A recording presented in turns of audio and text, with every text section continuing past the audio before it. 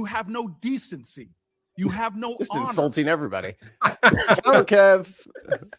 Tell me about it. So Pup Galaxy full of stars. He would I like that come, name. maybe he'd come, maybe he wouldn't even come. I think. Oh, gross. My least favorite one. I know. I got to put Tim's least favorite one. Sucking us dry. Oh yeah. You haven't got the bit where Kamala says, "Do not come." Do not come. No, but we have this one. Like come. Blech. If I ate breakfast, I would have thrown it up. Adam. These were the free speech advocates. Ain't that the truth? What bunker is he at now? We need to go find whatever bunker he's hiding in and go, hey, scoot over, dog. He's got his own like channel and shit, man. Like he's just doing his own thing. Uh-oh. We have 2 British pounds. He's looking down the end of his little nose. Viper Scott, 2 British pounds. Thank you so much. Bin Network, please go on Sunday Roast, please. Sunday Roast. Is that your show, Regan? That's Alex from Political X, who hosts for sure. Sunday Roast. K in the building. In my time, you don't get to talk. Lumber. Reclaiming my time. Let's just have. He had Graham Hughes on last Sunday's show, I believe. Graham, where have I heard that name before? sounds vaguely familiar.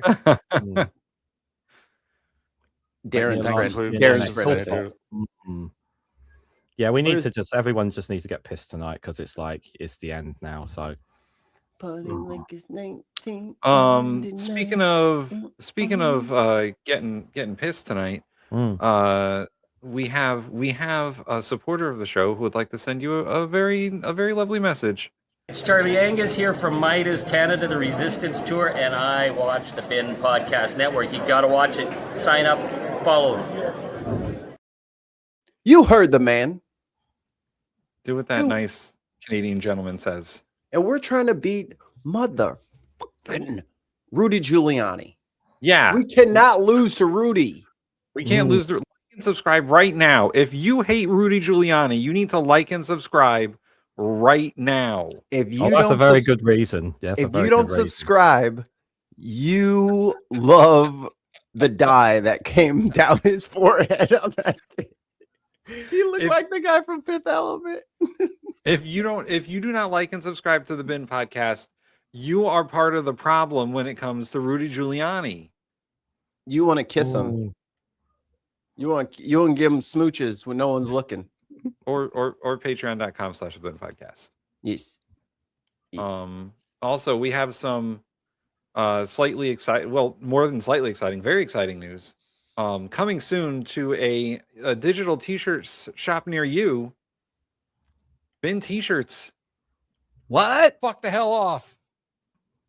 McKinnon has designed a couple of very hilarious t-shirts that we will be putting on, I think either today or tomorrow on our new t-shirt store. We can do it tomorrow because after that, after tonight, it doesn't matter. Yo, I like how Dickbag decided to end the world as soon as I scheduled Delta Green. Like, come on, man. I can't watch the news. I got to run these cats through the fucking obstacle course. $2 super chat, Dark Lord Greg. 4 seasons, total headliners. He broke my ass. Oh, Greg had one that I starred a few minutes ago too. Where was it? If you hit the star thing, it'll pop up. Yeah. Here we go. He got an ad for working families tax credit on the YouTube channel. That's hilarious that people are getting ads for tax credits. I'm ready, and Rudy can't fail. That's right. He's the greatest podcaster we've ever seen. I mean, it is a literal treasure trove of clips, though. Stupid. That one's not playing. Go. Tim, stop it! It's you. I didn't touch anything. Stupid. Go. Do you see the abuse I get on this show? He just yells at me for stuff that I didn't do. It literally turned blue, and then a second into it, it just turned off. It wasn't me. That's usually you. The fingers sometimes slip, Like they do. It does happen. Are those shirts lead lined? McKinnon, Adam brought up a good point. We need to line all of the merch with lead for the nuclear fallout. Thank you. Appreciate it. I hope so. All right, let's get this stupid list started because wow, what a day. What a weekend it has been. You just try to, get the house together, play with the kids. Before we watch any actual videos, Mikey, I just want to say that we were fucking right. Us? Right? Right. About the news? We said on Thursday that if Iran shot down an American aircraft, all hell was going to break loose. And that they still had the capability to do it, and they did it the next day. Yep.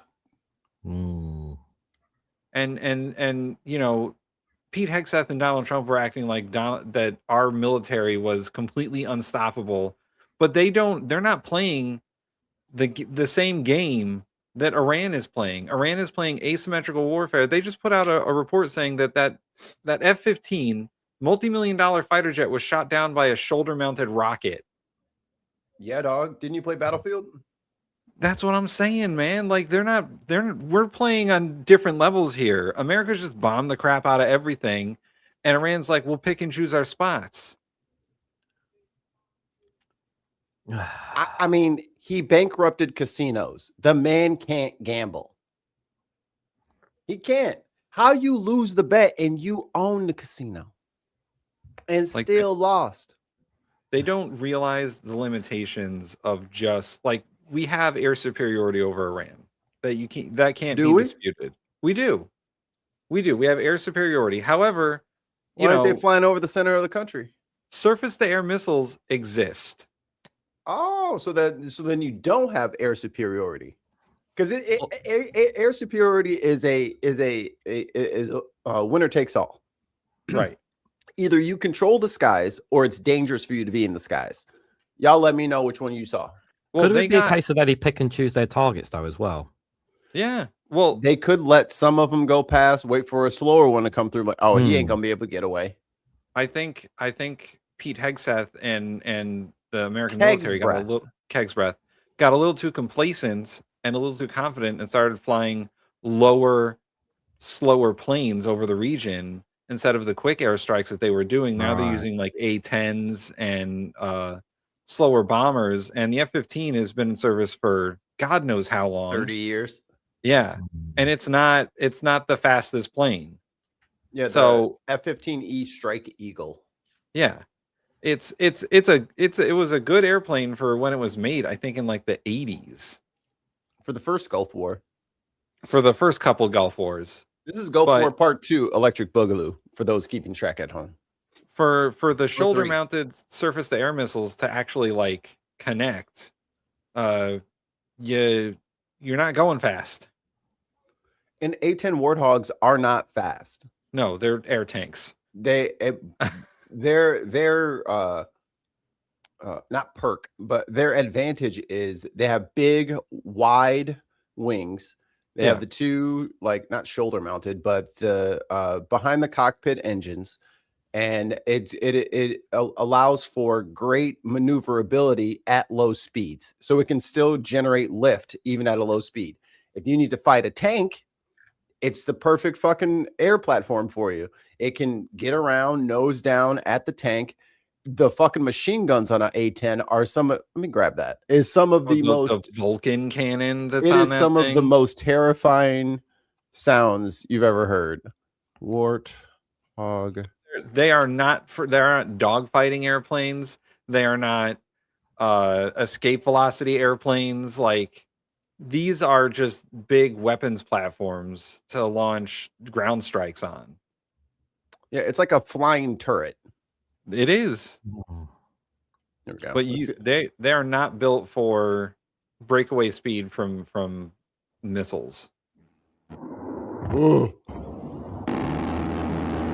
Ooh. So that is like, I think 600 or 700 rounds a second, and then there's a delay, and then you hear the rounds hitting the floor. I think it's depleted uranium. Do it again.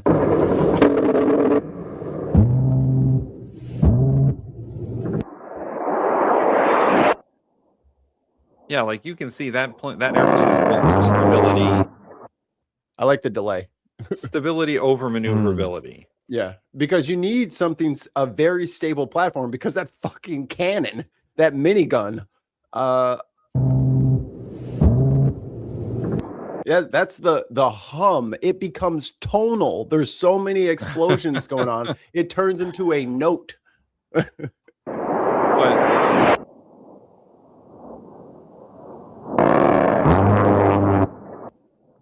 yeah, there's a tank. And oh, come on! Get your shit together. Bloody hell. yep. Yeah, that tank gone. That tank is done. Oh, there you go. The A-10 Gatling guns fire 4,200 depleted uranium armor-piercing shells per minute. Whoo! And that plane has also been in service for a really long time, but the reason it's still in service is they can't build a plane to replace it. It's an invaluable plane. Or they don't want to invest in a new one that's better.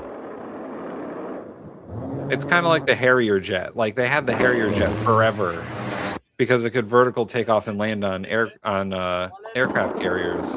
They didn't replace it for 50 years because it was so invaluable, and the plane they built to replace it sucks.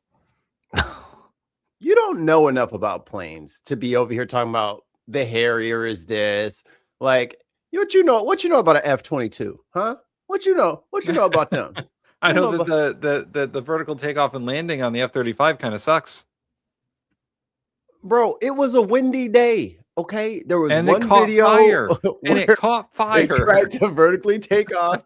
The wind got underneath there, started fucking shit up. The pilot did not handle it well and had to eject on the runway. Oh, I'm sorry. A $25 million aircraft should be able to take off and land without bursting into flames. You say that like you've done it before. You know what I mean?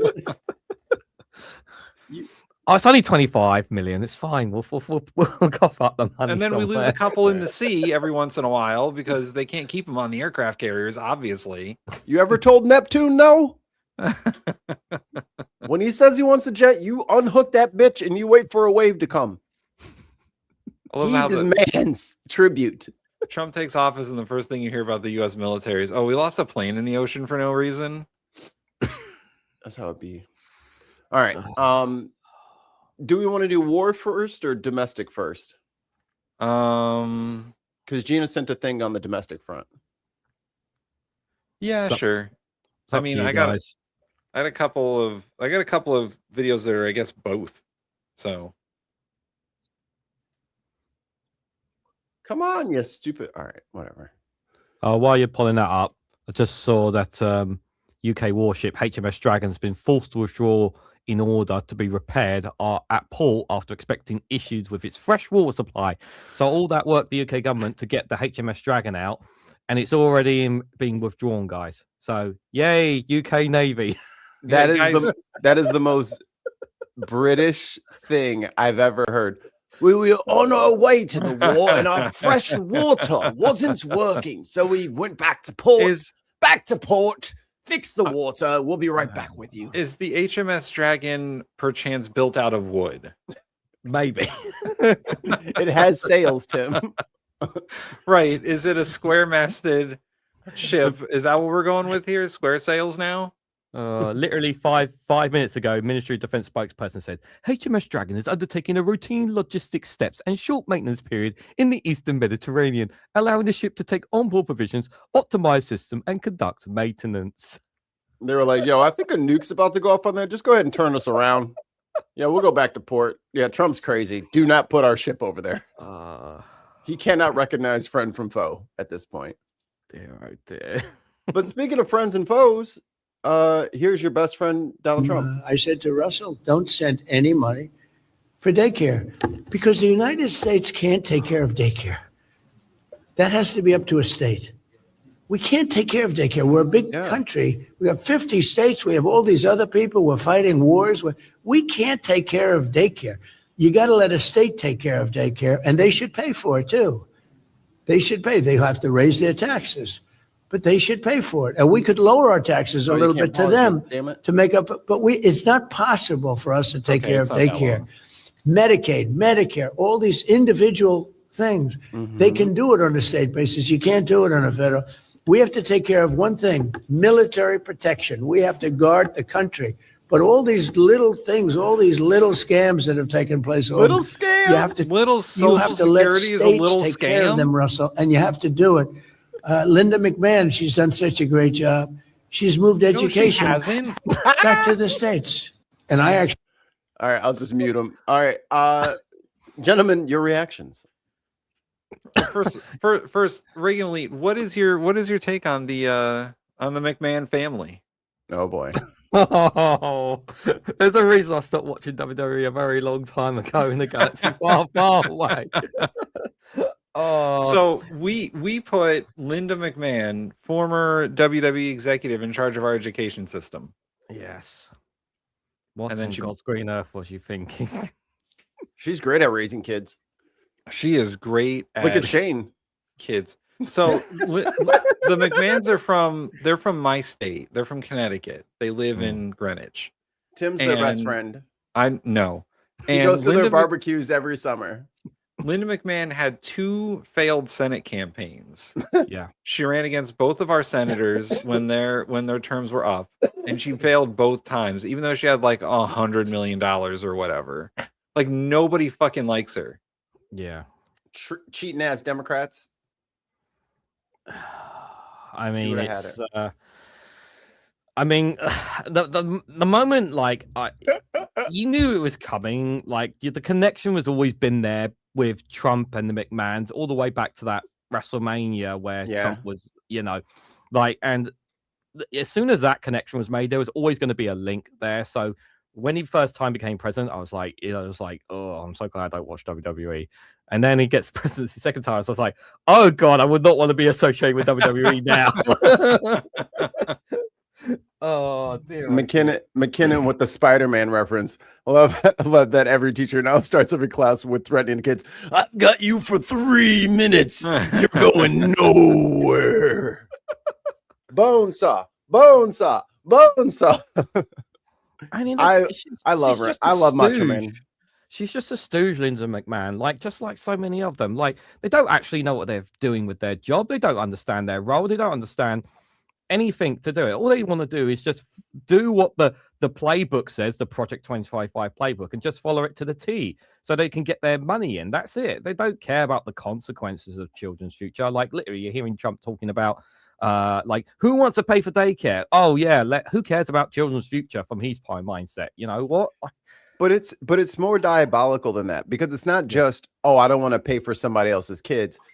If you want a viable economy, if you want workers, those workers have fucking kids. They need, like, and the thing is, it's not just, oh, I'm giving family X $1,200 a month to do childcare. No, it's grants so that people can open up their own daycare, so that affordable daycares can exist. And it's not just like KinderCare, which is like the big box store one. And that's like the most expensive way to do it. So by giving grants to people to start their own home businesses, or if there's like a lady in the neighborhood who no longer, her kids are have left the nest, she could get a grant from the government, renovate a couple of things in her house, and then do home child care. Fuck that, I guess. Just don't, hey, have lots of kids and also don't watch them. Just leave them at home for 8 hours while you go to work, I guess. Don't ask the government for money is basically what they're saying. No, you can't have any money. No money. No, you got to make it all yourself. Just tie the baby to your back. Or do like a Death Stranding thing. Just keep the baby in some sort of jar and just carry the child with you at all times. Oh, look, Mikey began already.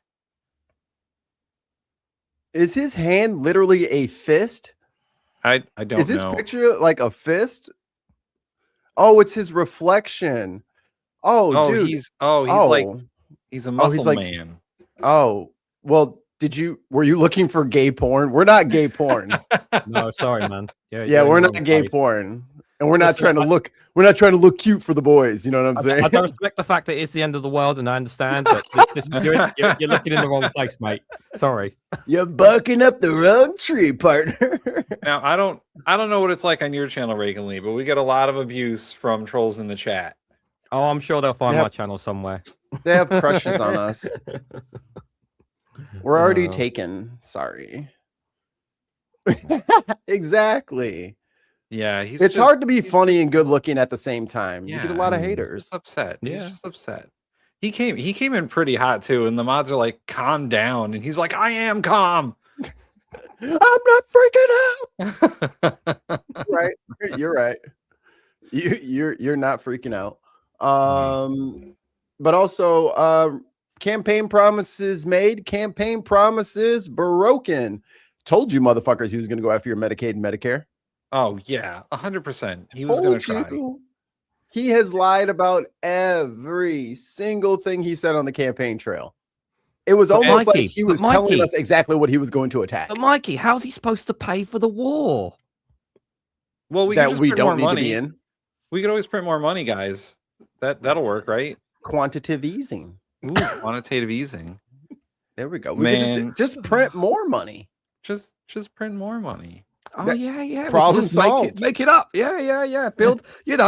What's wrong with a bit more debt? Let's just make the debt bigger. Just send everybody an envelope with $10,000 and $100 bills in it. That will fix things. As we have all learned from the Shodi, money is fake. Money is fake, and the points don't matter.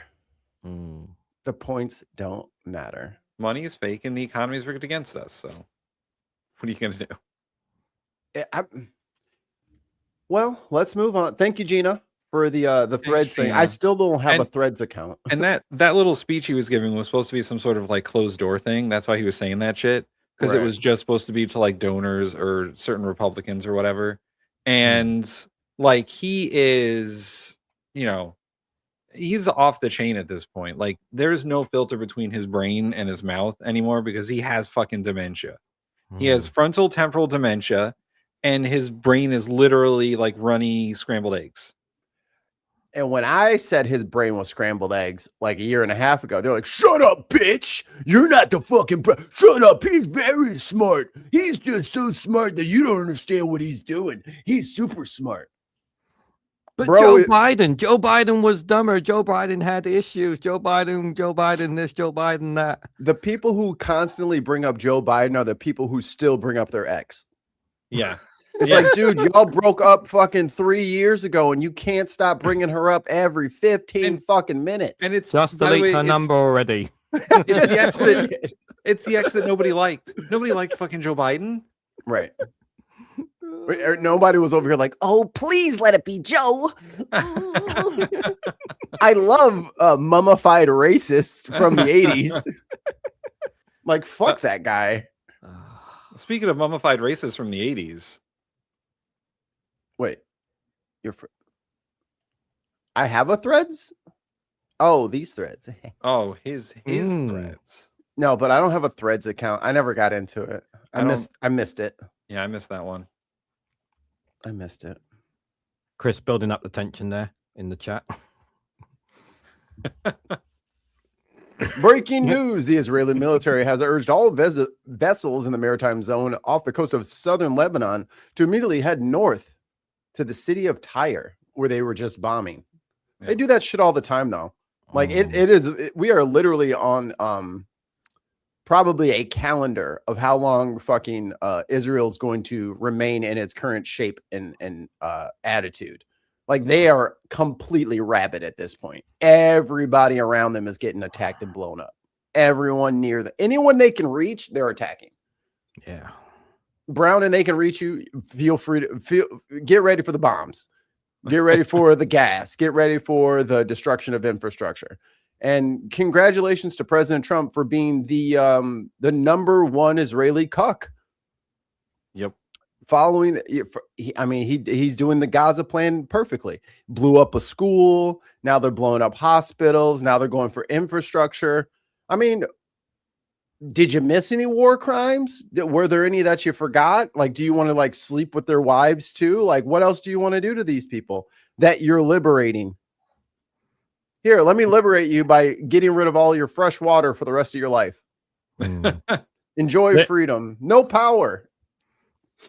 Is it literally Senator Mike Graham's literally Graham on top of him 24/7, literally making sure he does everything that Netanyahu wants him to. Netanyahu on the phone every morning to him saying, right, I need you to tell the president to do this, and that. Like he will be following Trump around like a hawk between now and the deadline, like to make sure he sticks to it. Ooh, baby. Yeah. Ooh, baby. You think this nuke is a gender reveal party? Yeah, it's a gender reveal party for Barron. Look at this. Look at this. Bro, there's not going to be a U.S. in 2028. What are you talking about? It's not going to be a 2028. Right. Dude is breaking everything. Everything. He's going down, and he's taking us all with him, apparently. God, he's like, I refuse to read. You can make me. All right, let's hear what our girl Nicole Wallace has to say. Hi there, everyone. It's Phil Fargo, New York. It is day 38 of the war with Iran. Here's where things stand. Donald Trump chose Easter Sunday to reveal the fullest portrait to date of his instability and lack of self-regulation and self-control. Trump forcing Republicans to either give voice to the reality that most Americans, including Marjorie Taylor Greene and Alex Hold on, pause Jones real quick. among I'm so them, sorry. and see what I just think it's hilarious that the fucking, after all the Zoran talk, the Hassan Piker, the Mehdi Hassan, all of the anti-Islamic shit that's been going on in this country, and fucking Donald Trump on Easter says Allahu Akbar. Like, it's just he managed to insult the top two religions in the world at the same time. The Southside Chicago Pope is like, yo, be cool. He didn't get enough chocolate, guys. Okay, it's like the Easter Bunny never visited him. Okay, they couldn't do the egg rolling because the lawn was ripped up so he could build a super bunker. He told that kid off, when he was doing the lawn. Remember that was, it's all connected, guys. He pats them on the head because he doesn't know what to do with children unless they're girls on Epstein's Island. Then he knows exactly what to do. So when he was doing like the Easter egg roll thing this year, he was talking to the kids about Biden's fucking auto pen, and the kids were like, "What the fuck is he talking about?" Like they were like, "We're just here for the Easter eggs, bro. We're not here for Trump talking about fucking Biden's auto pen following him around because he didn't know how to sign his own name." They had to bring in a whole machine. He sounds every day. He sounds more and more like a Hutt, like Yes. Jabba. Trump the Hutts. He's Donald part of the Hutt. The Hutt clan, the Hutt crime syndicate for all of you Star Wars nerds. The Hutts are gangsters. He'd come, maybe he wouldn't even come. their own eyes, or politically speaking, go down with the ship. Exceedingly large majorities of Americans disapprove of Donald Trump's war with Iran and reject his shifting reasons for waging it. The war has caused an historic disruption to energy markets, and gas prices here continue to soar. Against that backdrop, or maybe because of it, Donald Trump threatened Iran with what would amount to war crimes over the weekend in a profanity-laden post Easter morning. Because he's the only president we have, we're going to read it to you. Quote, I'm going to let her read it because I don't want to read it. But there it is. Oh, and production note. I like how Lawrence O'Donnell decided, and I'm not going to say the word that everyone decided to say as a journalist. They all wanted to say. I will not say it. Just say the word fuck, bro. Yeah, fuck you, Lawrence O'Donnell. You're not fucking better than us, okay? That's why. So I watched both clips, and I was like, Lawrence is a little too high and mighty in this one. We're going to go with Nicole Wallace. He's always trying to act like he's like a cardinal in the religion that is Americana. Yeah, Shut the fuck up, bro. Show some fucking emotion every once in a while. Maybe people would believe you more if you actually spoke contemporaneously and didn't just read from your prompter as if it's 1975 and you're really going to impress your father with your broadcast. No, it's 2026. Grow the fuck up, mate. He's trying to do like a Walter Mondale impression, I think. Exactly. Yeah. And he's not angry enough to be fucking Keith Olbermann. These were the free speech advocates. Good night and good luck. Wrong. Tuesday will be Power Plant Day and Bridge Day all wrapped into one in Iran. There will be nothing like it. 3 exclamation points. Open the fucking straight, you crazy bastards. You'll be living in hell. Nicole Wallace said it. Yeah. Like the fact that he gets so fucking bent out of shape when 60,000 Gazans are dead. That he has no problem reporting on. Actually, I don't know if he's actually reported on Gaza because he usually sticks to just like Washington, D.C. stuff. But it's like, dude, we are in some of the most perilous times that have ever existed, and you're afraid of the F word. Yeah. Fuck off. Yeah. Points. Open the fucking straight, you Actually, hold on. Yep.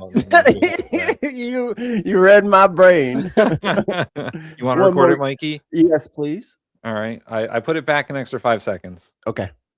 Quote, Tuesday will be Power Plant Day and Bridge Day all wrapped into one in Iran. There will be nothing like it. 3 exclamation points. Open the fucking straight, you crazy bastards, or you'll be living in hell. Just watch. Praise be to Allah. It was a post. I kind of want to get praise be to Allah too. Was so crazy. No, it's fine. It's fine. I don't want to be that insulting. Was so crazy.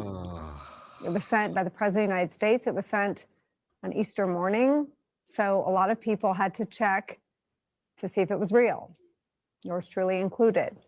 But Trump made sure we knew that it was real and that he wrote it by doubling down on the things he said in that post in a series of interviews, including this one with ABC News on Sunday. He said, Trump quote, fucking wild. If no peace deal is reached with Iran in the next 48 hours, quote, we're blowing up the entire country. Oh, cool. The entire country. Nice. Iran's big.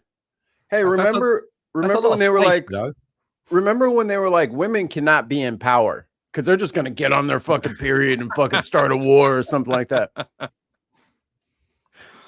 My favorite retort to that is how many wars have been started by women? Oh. Because there was a Daily Show segment with Jordan Klepper. He was going to the Trump rally stuff, and a woman said that to him, and he's like, okay, how many wars have been started by women? I'll wait. She's like, I'm a woman. I'm not allowed to ask. Right.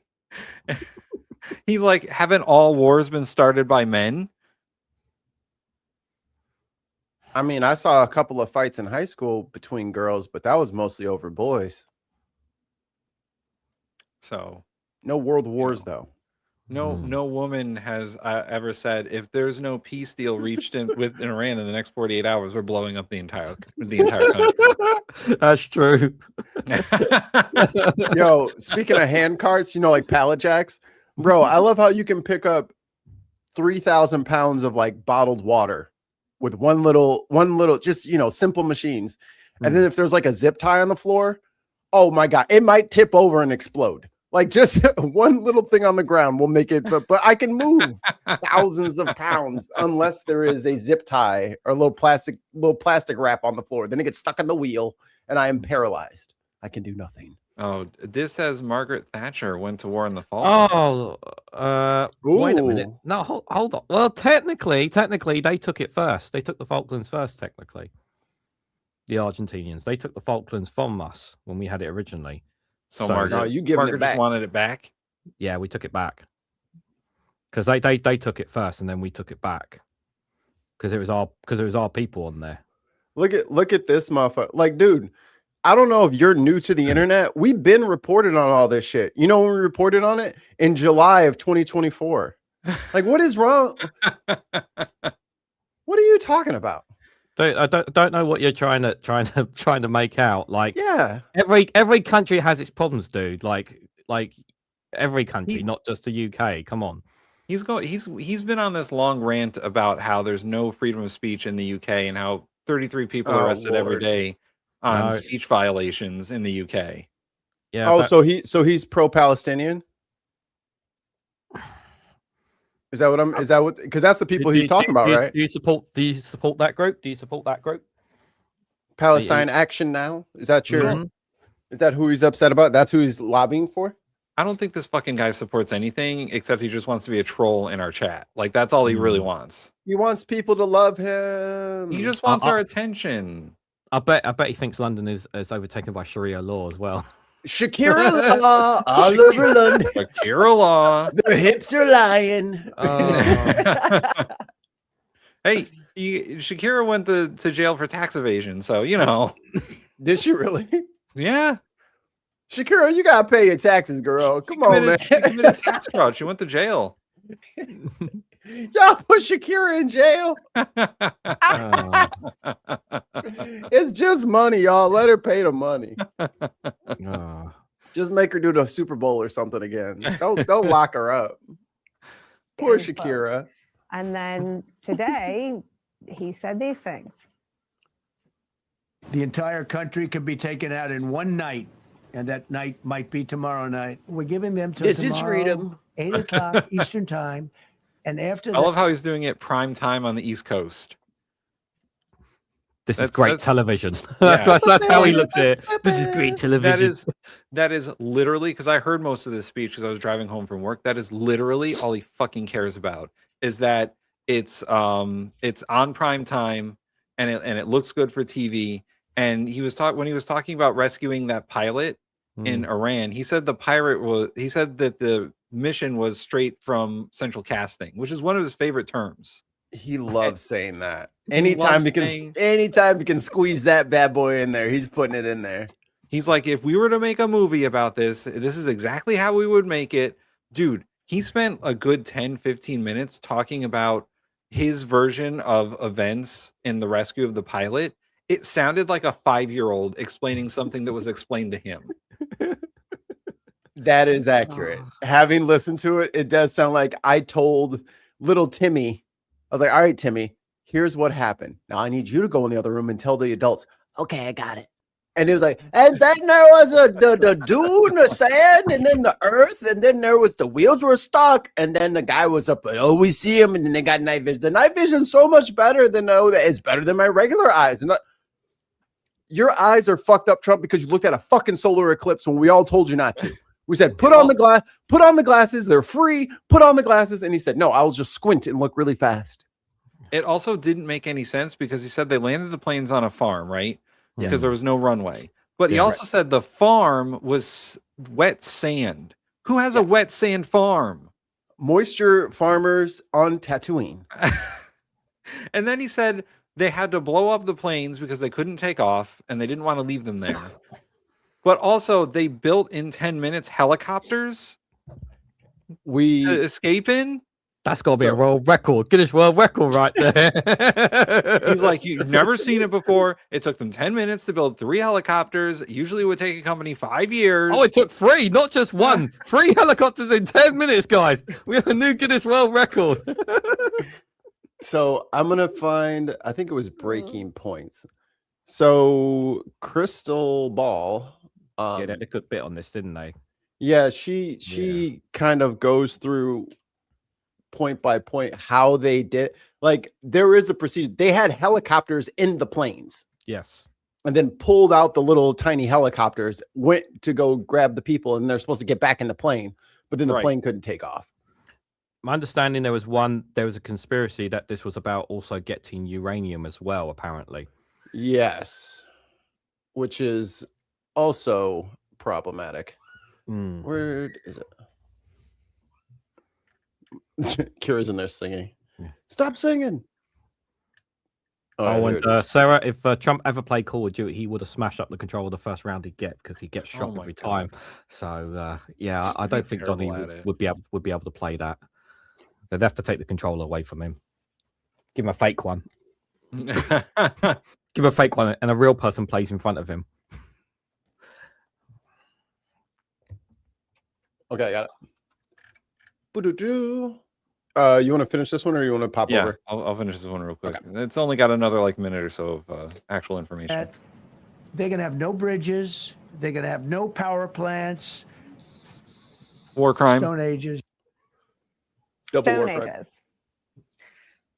Stuff like that was really the tip of the iceberg in terms of the things that the President of the United States said today. Trump threatened to jail the journalist who revealed that a service member, an American service member, was missing. He also threatened to jail the fighter the jet was leaker. shot down in Iran. When Trump was asked by a New York Times reporter whether Trump was concerned about committing war crimes, he said no. And then he attacked the New York Times for saying that Trump was going to lose an election. It is safe to describe it as erratic and unhinged.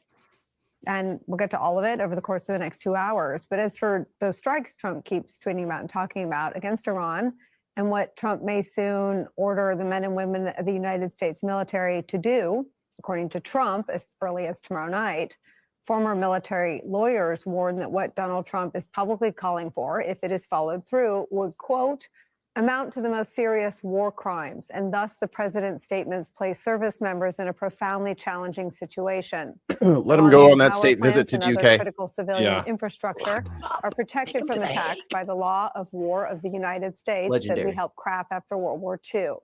Despite those well-settled legal parameters, Trump has repeatedly threatened to obliterate such infrastructure without regard to the law's high demands. His comments are blatant expressions that he is willing to turn the U.S. into a rogue state, like Iran and Russia, one that rejects the fundamental legal restraints that I don't want to be a rogue state. Non-combatants like children and the Iranian civilian population itself. There is also the problem of how Trump's threats could further prolong and extend this now very unpopular war with Iran, not to mention the damage Donald Trump is doing to our reputation on the world stage. New York Times reports this, quote, the Trump administration's language and actions could have far-reaching consequences. Within Iran, it's likely to galvanize opposition to the U.S., including some ordinary Iranians who have protested their own government.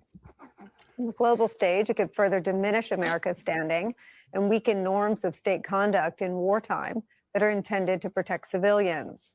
An unhinged Donald Trump threatening potential war crimes as he fails to find a clear way out of the war with Iran is where we start today. So that's the rest of this is an interview with a bunch of people, but the part that I wanted to really get across here is that a while back, a group of senators put out an ad to U.S. troops saying that you guys do not have to follow lawful orders. Unlawful orders. Yes. Unlawful orders. And the Trump administration tried to sue all those senators and actually went after John Kelly in a way to diminish his military career. And turns out those 6 senators are fucking right. Whoa. Yeah. You know what? We need to grab the fucking clip from Rush Hour when they're singing that. Oh, yes. All right. Note to self. Get that for Thursday. Holy shit, we need that. They saw it coming months ago that Trump was going to try to issue war crime orders, and they're trying to tell the people in the military you don't have to follow those orders because they're unlawful. Well, originally that he was going to turn the military on us. Oh yeah. And then that's when they were like, "Hey, you don't have to do that shit. You can just not show up. They can't actually punish you for doing things that are against the law. So don't trip. They can't actually come after you for that." Turning the military inward isn't a fascist tactic at all. I mean, hey, bro. I mean, I know our military is great, but have you met us? But have you met us? So I guess that's the gist of everything Trump did over the weekend. Here is the play-by-play breakdown of the rescue mission. Inside story of what happened. I read the Wall Street Journal inside story of what happened. And so The Tell 'em, narrative Crystal. is effectively, this one F-15 was downed. The pilot was rescued really quickly. The other guy was, it was very difficult to find him. He's wounded, but he's able to sort of clamber up the side of this mountain, send off a distress signal. They're able to pinpoint where he is. The CIA also. Oh my God. Imagine if you forgot to eat. Like you were about to eat and then you're like, oh shit, I got to do this mission. All right, I'll eat when I get back. Fuck! It's literally a flyby. It's just a flyby. I'll be back by time for dinner. Yeah, and then it's like, I'm so hungry. I didn't bring my phone. I'm just out here in the fucking wilderness until tomorrow. God. Ran some sort of misinformation up to sort of throw the Iranians off of the case. They bring in something like 100 special operators on these C-130s. The C-130s immediately, both of them, get stuck in the dirt. I saw the pictures. We just saw some of the pictures. I don't know anything. It looks like the ground's pretty hard there, but who knows? These are very large aircraft, very heavy, etc. They have helicopters and fuel in them. So yes, they are very heavy. Yes. They bring in these little bird helicopters on the C-130 transport planes. Those are then used to go and grab this guy, bring him back. But since the C-130s can't get off the ground, they have to destroy the C-130s. Plus, some reports say 2, some reports say 4. 2 C-130s destroyed. That shit's expensive. We don't have a million of those just laying around. Yeah. To just be destroying because we can't get them out of the sand. But we can't leave them in the hands of the enemy, so we have to destroy them. If they're stuck in the fucking sand, then the enemy can't use them either. They could use the materials. Fucking just tow them out with a tractor. That's what they would do. The Iranians would tow out with a tractor, actually. They would get out there. Right, get me those tractors. Get it out of the sand. I want everything out of it. Free plane. Free plane. Yeah. Little birds, bring in other aircraft, then rescue now this roughly 100 men and potentially women who are now stuck behind enemy lines, get them all out, etc. At the same time, you've got Reaper drones and others who are firing in the surrounding area to keep the Iranians or anyone else away from the area where this rescue is happening. So as you listen to that narrative, I agree with you. It's not, it Mikey, seems to me in line. Yes, sir. I have a breaking news. Champagne time? Breaking. Oh. Stop it. ICE involved in shooting near San Jose. Great. County Sheriff's Office is assisting with a shooting involving agents from U.S. Immigration and Customs Enforcement. The incident occurred near Interstate 5 in San Jose. Authorities have confirmed no local law enforcement were involved in the incident. Only ICE. They were like, we didn't do it. The suspect was transported to a local hospital, and there's going to be road closures and whatnot. We don't know who or why or where exactly yet, but another immigration involved shooting. Great. I'm glad that they still found time to, terrorize people for no fucking reason. Yeah. I mean, they could enlist all these little fucking wannabe fucking tough guys. Instead of cracking the skulls of little abuelitas, why don't you fucking enlist? Go to Iran. Join the big fight. I don't think they would meet the physical requirements. Yeah, that's true. And they'd have to stop doing coke while in the back of the pickup truck. With the ethos of the U.S. military, that it would not be crazy. Pass the flask, brother. To expend that amount of resources. But is it actually necessary to expend that amount of resources? Is this the way that a rescue op would normally go? Is this the normal amount of I don't know what the proper language is, but is this the sort of stuff that you would bring to would you normally bring in 100 men? So here's a scuttlebutt. I heard from a little birdie. Oh God, that's a terrible one. There we go. There we go. I heard from a little birdie. This was a dry run to try to steal that the yellow cake. That's why they sent in all that equipment, is because that plane went down near one of the nuclear sites and they were going to go try and get the yellow cake. And that's what this was. Like the whole thing is, the rumor is the whole thing is subterfuge. There was it was never shot down. They wrecked it, and then they went in there to try to take it. And I think that implies more. Screen. I think that implies more competence than the government has. Trump's not in charge of the military. Yeah, but fucking Pete Hegseth is. You think that guy's fucking smart? No one's listening to fucking Pete Hegseth. Then who's in charge, Mikey? The generals. The generals have their own objectives, and they like the military. Hold on. The military is its own entity. This Trump regime just got here a year and a half ago. They already had all of their plans and everything like that. Like, you know what I mean? They've war gamed this shit. And then Hegseth, who's drunk most of the time, is abusing the systems that they have already set up. And because he knows about them now, he is pushing a bunch of buttons he didn't know existed before. Well, he's also firing those people. He fired people who were trying to stop shit. But that doesn't mean that there's not genuine military strategists inside the military right now. He fired 2 of the Joint Chiefs of Staff. Right, because they were trying to uphold the law. There are war hawks in the military. Shocker. I'm just saying this implies a competence that I don't think that this regime has. It's not the regime. I'm saying they were already in the military. Right. And now they're getting a green light from this crazy screwball fucking administration. Right, but there are reports that a shoulder-mounted rocket did bring down that F-15. That could be well and true and fine.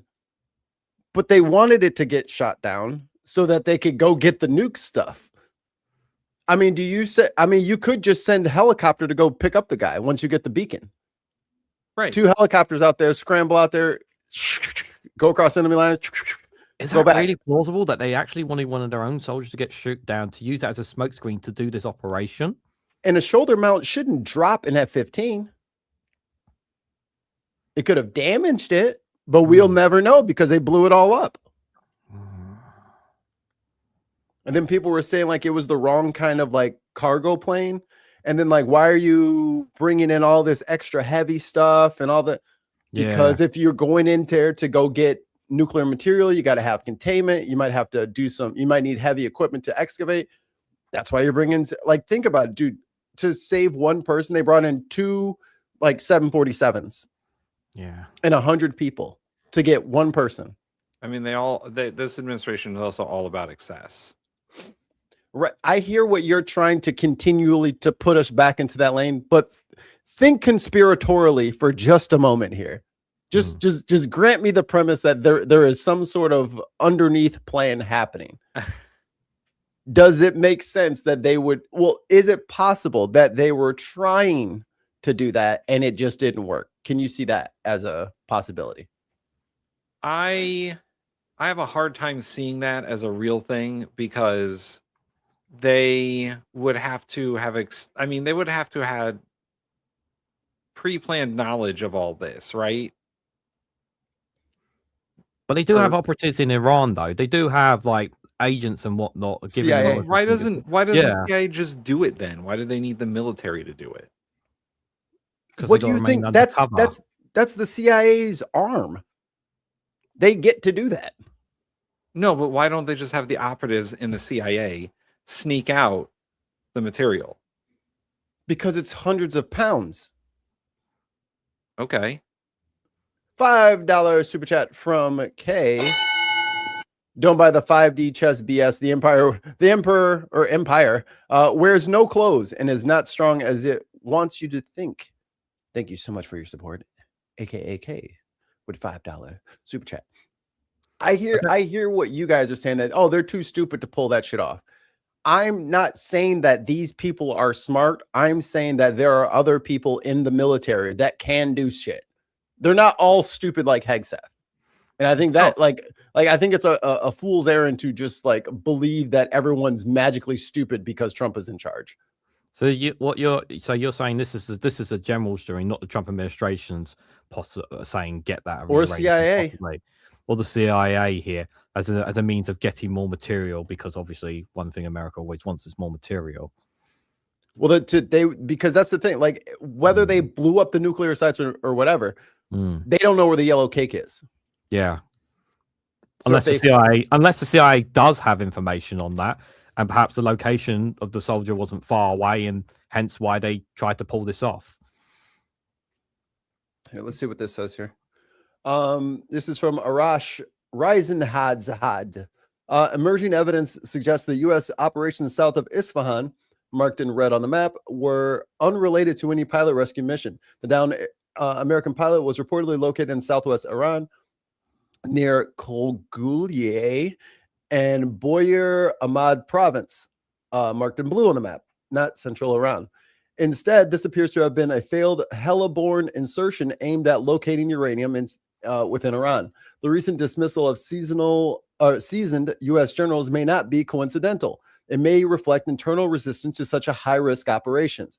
Given Iran's increasingly effective air defense and the apparent failure of this mission, the viability of future heliborne incursions deep into Iranian territory is now in serious doubt and may ultimately be abandoned. Now, I'm not above believing that we are trying certain missions with small groups of soldiers and whatnot, because that, I think, has been the plan all along. Once the airstrikes have done whatever they think the airstrikes were going to do, and they've already brought in military personnel for that reason. We'll be right back. And Mikey's leaving. Bye, Mikey. But I don't know if the military would act so independently from what the actual administration wants. But Trump has said they wanted the uranium as well. So the administration did want the uranium, but maybe because Trump has said about, we want to get. He has mentioned it before, hasn't he? In the past, he has. Yeah. Oh, we got another super chat. Viper Scott, £2 super chat. Tim, this is history repeating again. It's the 1976 rescue all over again.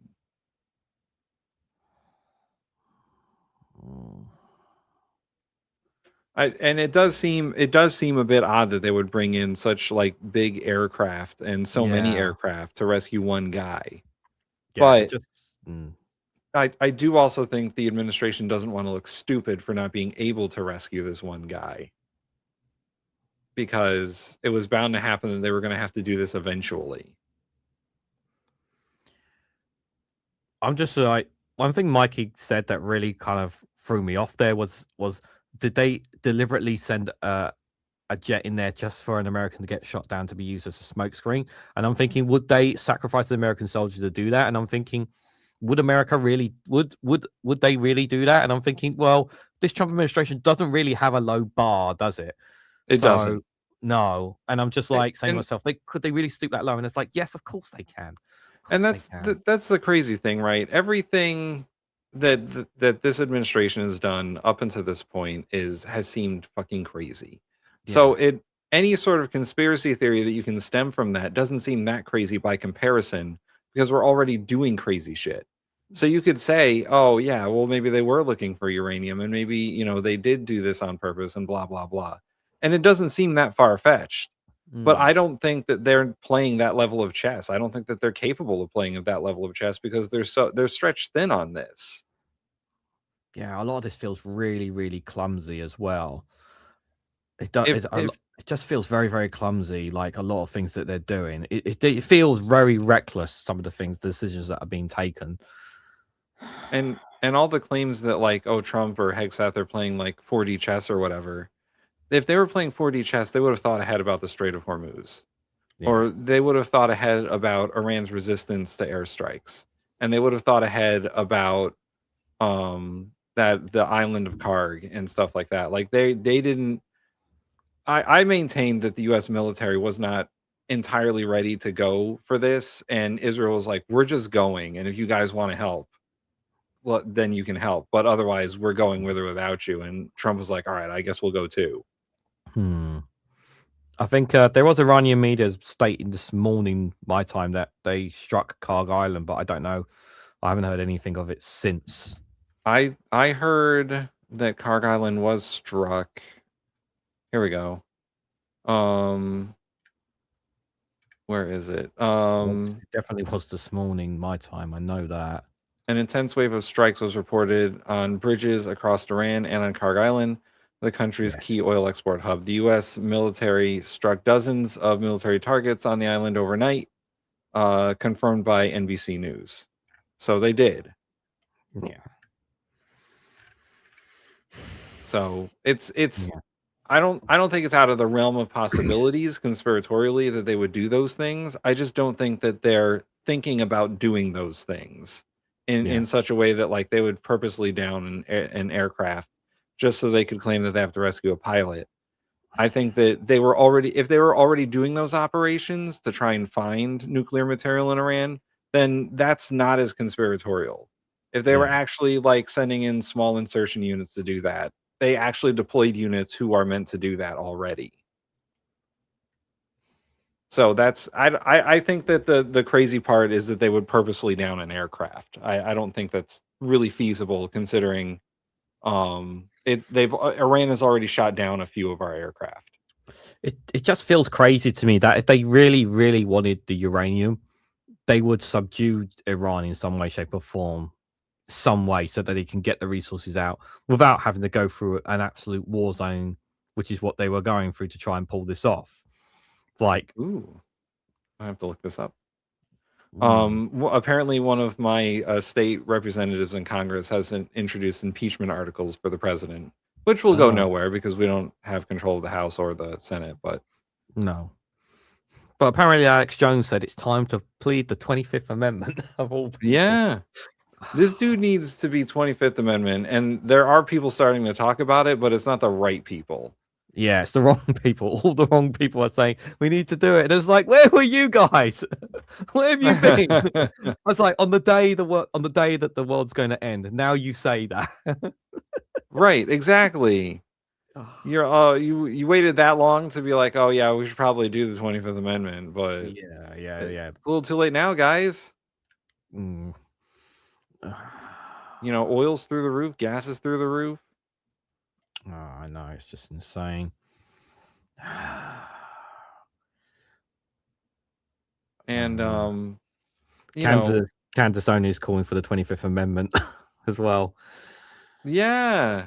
If once enough of the right-wing media starts doing it, there'll be a real actual push for it among whatever's left of the Republican Party. But it's going to take a little bit of time for that sort of pressure to build, I think. Because we read the 25th Amendment last week on the show, and you need the vice president on board, which JD Vance will turn on Trump at the flip of a coin. Yep. If he gets power. Any sniff of power, he'll take it. You need most of the cabinet to agree to it, and then you need 2/3 of Congress to agree to it. Well, the cabinet might be a problem. They're all, but they're all only there for power and money as well. So perhaps but that's a long shot as well. And then 2/3 of Congress, as you said, is like another long shot. Rex Nation, there. I am a fucking expert, actually. I have several degrees. They're on the wall. Oops. Actual expert, right here. Oops. Political scientist. Oops. Swing and a miss. Hey, better. People are coming to the wrong show. But yeah, so it would take a lot. There's growing media pressure on the administration to do something, and the 25th Amendment is starting to be brought up. Mikey, we were talking about Candace Owens said they should do the 25th. Alex Jones as well. Yeah. And Joe Rogan's not too far away from saying that shit either. Theo Von, yeah, and we were talking about, you got to get the vice president on board, and I'm sure JD Vance would love to be president. You would have to get the cabinet on board, and a lot of those cabinet picks are very hardcore Trump loyalists. And then you have to get 2/3 of Congress. And I'm sure the Democrats are already 100% on board, but you got to get at least some of the Republicans on board. I don't think it's that steep of a hill. I think the biggest hurdles are going to be MAGA Mike Johnson in the House, and your Ted Cruz's of the world, and the people who have been like Lindsey Graham, like the real Trump sycophants. Those are going to be the guys that are probably not going to turn, and you're going to have to go to less extreme Republicans to get to your 2/3 majority. And the cabinet's going to be a problem. Yeah. Unless Trump starts firing them a bit more, and then they're going to turn on him because they just aren't going to have jobs anyway. As I heard, Tulsi Gabbard and Kash Patel are next. Oh, and Hegseth. I wouldn't put Hegseth past it. If he fires Hegseth in the middle of a war, that'll be hilarious. It's not a war. It's an excursion. Oh, it's a journey. It's a special military operation, guys. It's a short journey. It's a tra-la-la through the park. They just copy and paste the Russian special military operation. It's got a fun name and everything. I mean, they can keep trying to like the big thing that kept the Republicans compliant and helped them to heal was they were afraid of Elon's money. Yep. The Elon money hammer, which could come in at any moment and put $100 million into the opposing person's candidacy. Fucking he's committed to not doing that anymore, and he's pretty much kept to his word. He hasn't been giving anybody anything. Like, these Republicans have lost every single special election, and they are looking like they're going to lose a lot of deep red districts come midterms. So the self-preservation fairy might click in where they're like, you know what? There is a lot of support to get rid. I've always said we should get rid of Trump. You know what I mean? Like that's the thing I think people are underestimating is that these Republicans have no problem flipping on a dime. Yeah, and saying the opposite of what they just previously said. They're perfectly fine with switching sides. They don't care. They just want to stay in power. I think that there's a lot less pressure on Republicans to not do it, right? Because they're feeling in their districts a lot of pressure themselves because Trump has been so unhinged and erratic over the last couple months. And this war in Iran is so unpopular that they're going to get, I don't think a single one of those motherfuckers is having a town hall. I'm waiting for Mike Flood to show up. And since they don't want to have town halls, a congressional switchboard number is at the bottom or top of your screen. Dial 202-224-3121. Let your Republican or Democratic representative know that motherfucker needs to go now. As soon as they get back, they need to fucking get rid of his ass. Call him and tell him to do what you tell. Give them orders. Your Congress people don't listen to you because you don't tell them what to do. And tell them what to do. Here's the big overarching what's going on. And I think a lot of people don't realize this is that all the Project 2025 stuff has stalled. Yeah. They've got halfway done and they reached a plateau with what they can do. They've reached a plateau with public sentiments. The Epstein stuff has really hampered a lot of this. Trump's own incompetence has hampered a lot of this. And the courts have largely stopped a lot of what their agenda is, especially regarding immigration and birthright citizenship. So their agenda is entirely stalled. The Republicans are doing absolutely nothing. And while they're doing absolutely nothing, the president is starting wars with other countries and abducting other countries' leaders and making us look like shit the entire time. So every country in the world basically hates us at this point, except for Russia and Israel. Oh, North Korea. He's still And friends North with Korea. Kim Jong-un. Yeah, we're going to become one of those rogue states. Yeah. The cool kids, you mean? We have isolated ourselves on trade. We've isolated ourselves diplomatically. We've isolated ourselves economically. And the pressure from all of that, I think, Mike, you might be right. The pressure from all that could flip enough Republicans to say, this guy is destroying our political party literally. and destroying all the goodwill that could possibly have America have had, that we need to get rid of them because it's only hurting us, and we're already going to lose this midterm. It just depends on how bad. How many seats can they keep at this point? How are you gonna sell that to your fucking, like, if you live in West Virginia, if you live in Pennsylvania or Jersey or Michigan, and you're a Republican, and you got to sell this shit to people? Yeah. When the strait is closed, right? The strait is closed, and we got about a week before the real impact of that crushes this country. Do you get off board the Trump train now and try to say, look at all the damage he's doing, we must get rid of him? Or are you going to wait until the damage begins and then try to say, oh, well, now it's gone too far, now we must do something? Because the voters are watching right now to see what Congress is going to do. They're watching right now. So if you try to snuggle up to Trump while he's doing, I mean, how many billions of dollars has he spent in the last 30 days? Right. Meanwhile, telling people you can't have subsidies for your childcare. We're not going to let the small business get the grant so that they can watch your kids for you so you can go fucking earn a living. I'm just going to shut the Hormuz Strait, and I'm just going to keep making my own money on crypto, and I'm just going to keep fucking you. You got to sell that to people. Right. And that rubber is about to start hitting some road here pretty quick. And so, I don't think anybody's happy anymore. Regarding just like straight up politics, a person said that I can't remember when a president didn't lose midterms. And I just want to say that that's generally true. The party in charge of the presidency usually loses seats in the midterm elections. That's just how fickle Americans are. However, let me share this real quick. The numbers are a lot higher this time around. The numbers are going to be a lot higher.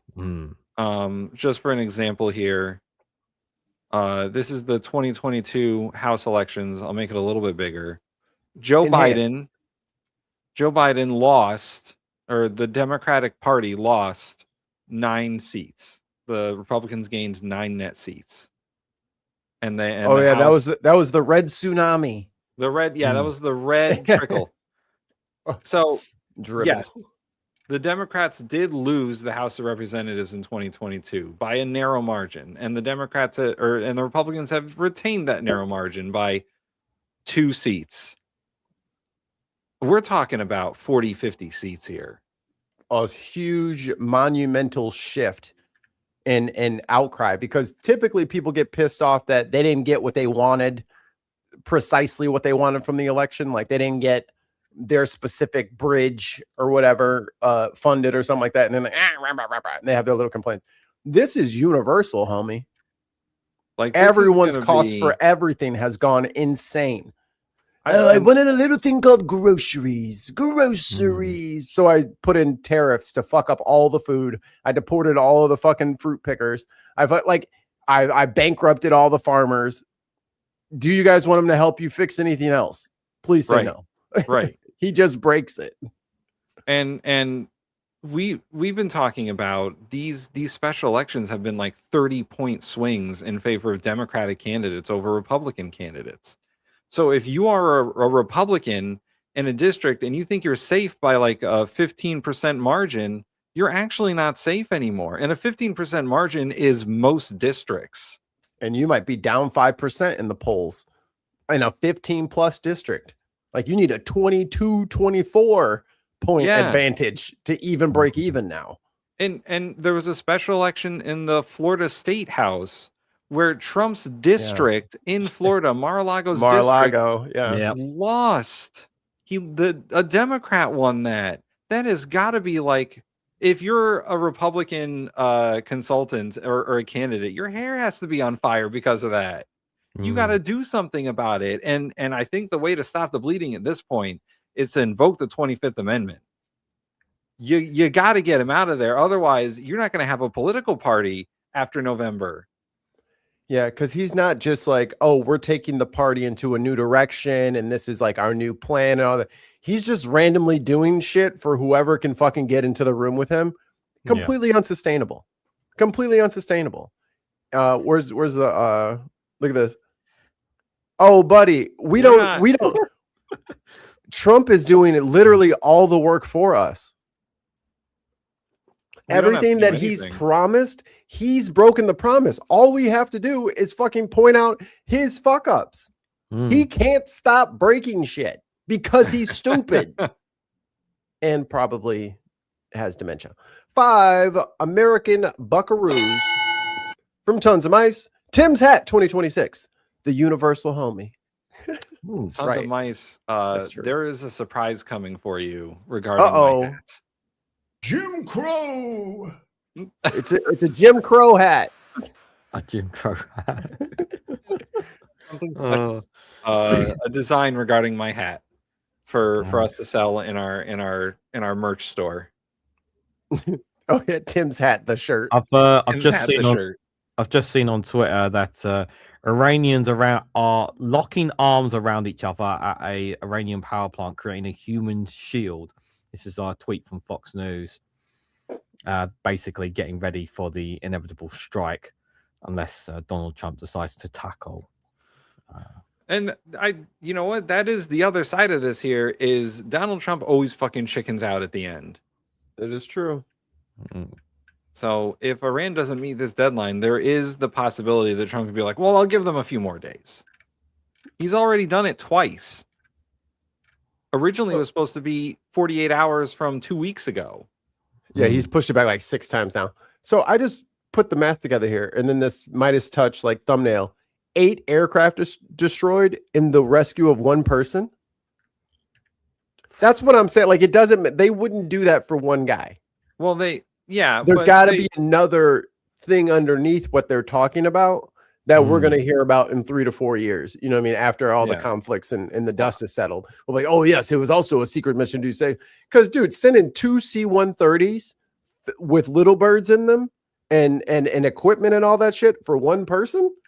Well, you could have sent the dude on a dirt bike and then just fucking, you know what I'm saying? And then just scooted him back across the enemy lines into Iraq and then just picked him up. Well, seems a bit strange. While you were gone, Mikey, we were talking about it, and I do understand, and it's possible to believe that the military could be holding different operations that they're not telling us about because they always do. Yeah, and they had already deployed units that are quick in and out units that can do that sort of stuff. Those units have already been deployed to the area. So it's not out of the realm of possibility to believe those things. The part that I find unbelievable is that they would purposely down an aircraft to do that. I think they don't need to. They don't need a reason. They don't need a cover story. They could just do it if they wanted. Oh, by the way, Melania Trump says that Donald Trump is fighting for the safety of Iranian children. That's what I was. Everybody. I just saw that while I'm looking at stuff. I'm like, oh, for fuck's sake. It's entirely possible that those personnel and equipment were already in the area, and they found the pilot turned on his transponder and he was close by. Because they already rescued one of the pilots. There were 2 pilots in that fighter, and they already rescued one of them. Right. So maybe he was just nearby. And they're like, oh, let's go pick him up. We'll look like heroes. Or eject when you get nearby it. Or once you see what we're looking for, eject. And we'll come pick you up. And then we'll use that marker of where the plane is for where the thing. Like, I'm just saying, like, I don't trust them.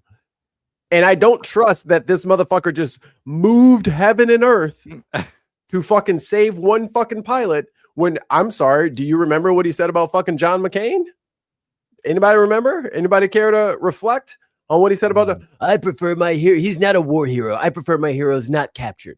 He doesn't give a shit about fucking guys behind enemy lines. He would have said that was a leftist woman pretending to be a soldier. That was AOC pretending to be a soldier, and that's why she needs to be left in Iran to get blown up with the rest of civilization. We haven't talked about his latest message, talking about he's going to end his civilization tonight. Like, the dude needs to go. And if in here, we'll open it up to the lion. We'll open the lion's den. Come on in, you fools.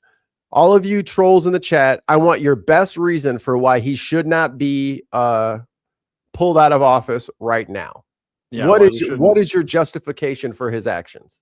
So I think I didn't start, but I think Diz said that impeachment would be easier, and impeachment is a broken process that does not work. No, we got to do 25th. Is there any possibility that they could use some kind of mental decline or a health issue with him as a justification to removing him?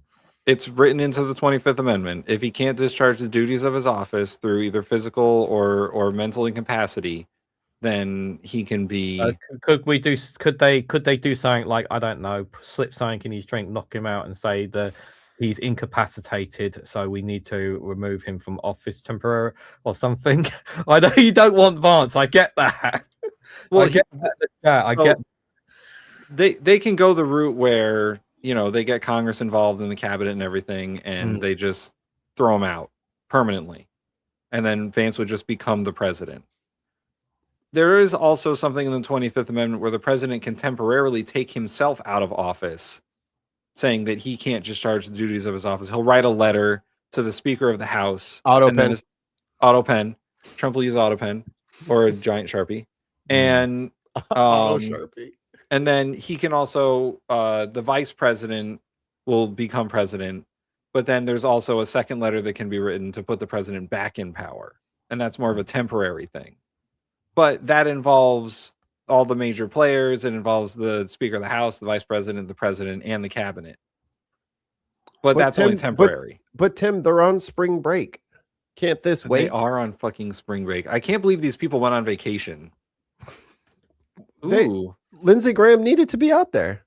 Hey, thank you. $5 super sticker. I want to see the sticker. JD Vance needs to be in Hungary because it's really, really important that Viktor Orbán wins the election next week. Cool. I'm not sure what the grand plan for them is, but I know that they don't approve of where it's going, and they're gonna have to start pulling some levers to slow this thing down. At least slow it down to the point where they can jump off without killing themselves. Yeah. Yeah. Because this is literally a zero going into the deck of an aircraft carrier. Like, there is no, we'll have a party after this, and then the 2028. Like, this motherfucker is ruining their chances of doing anything ever again. Because imagine if we did Iraq and Afghanistan after everybody said, 80-20, we don't want this.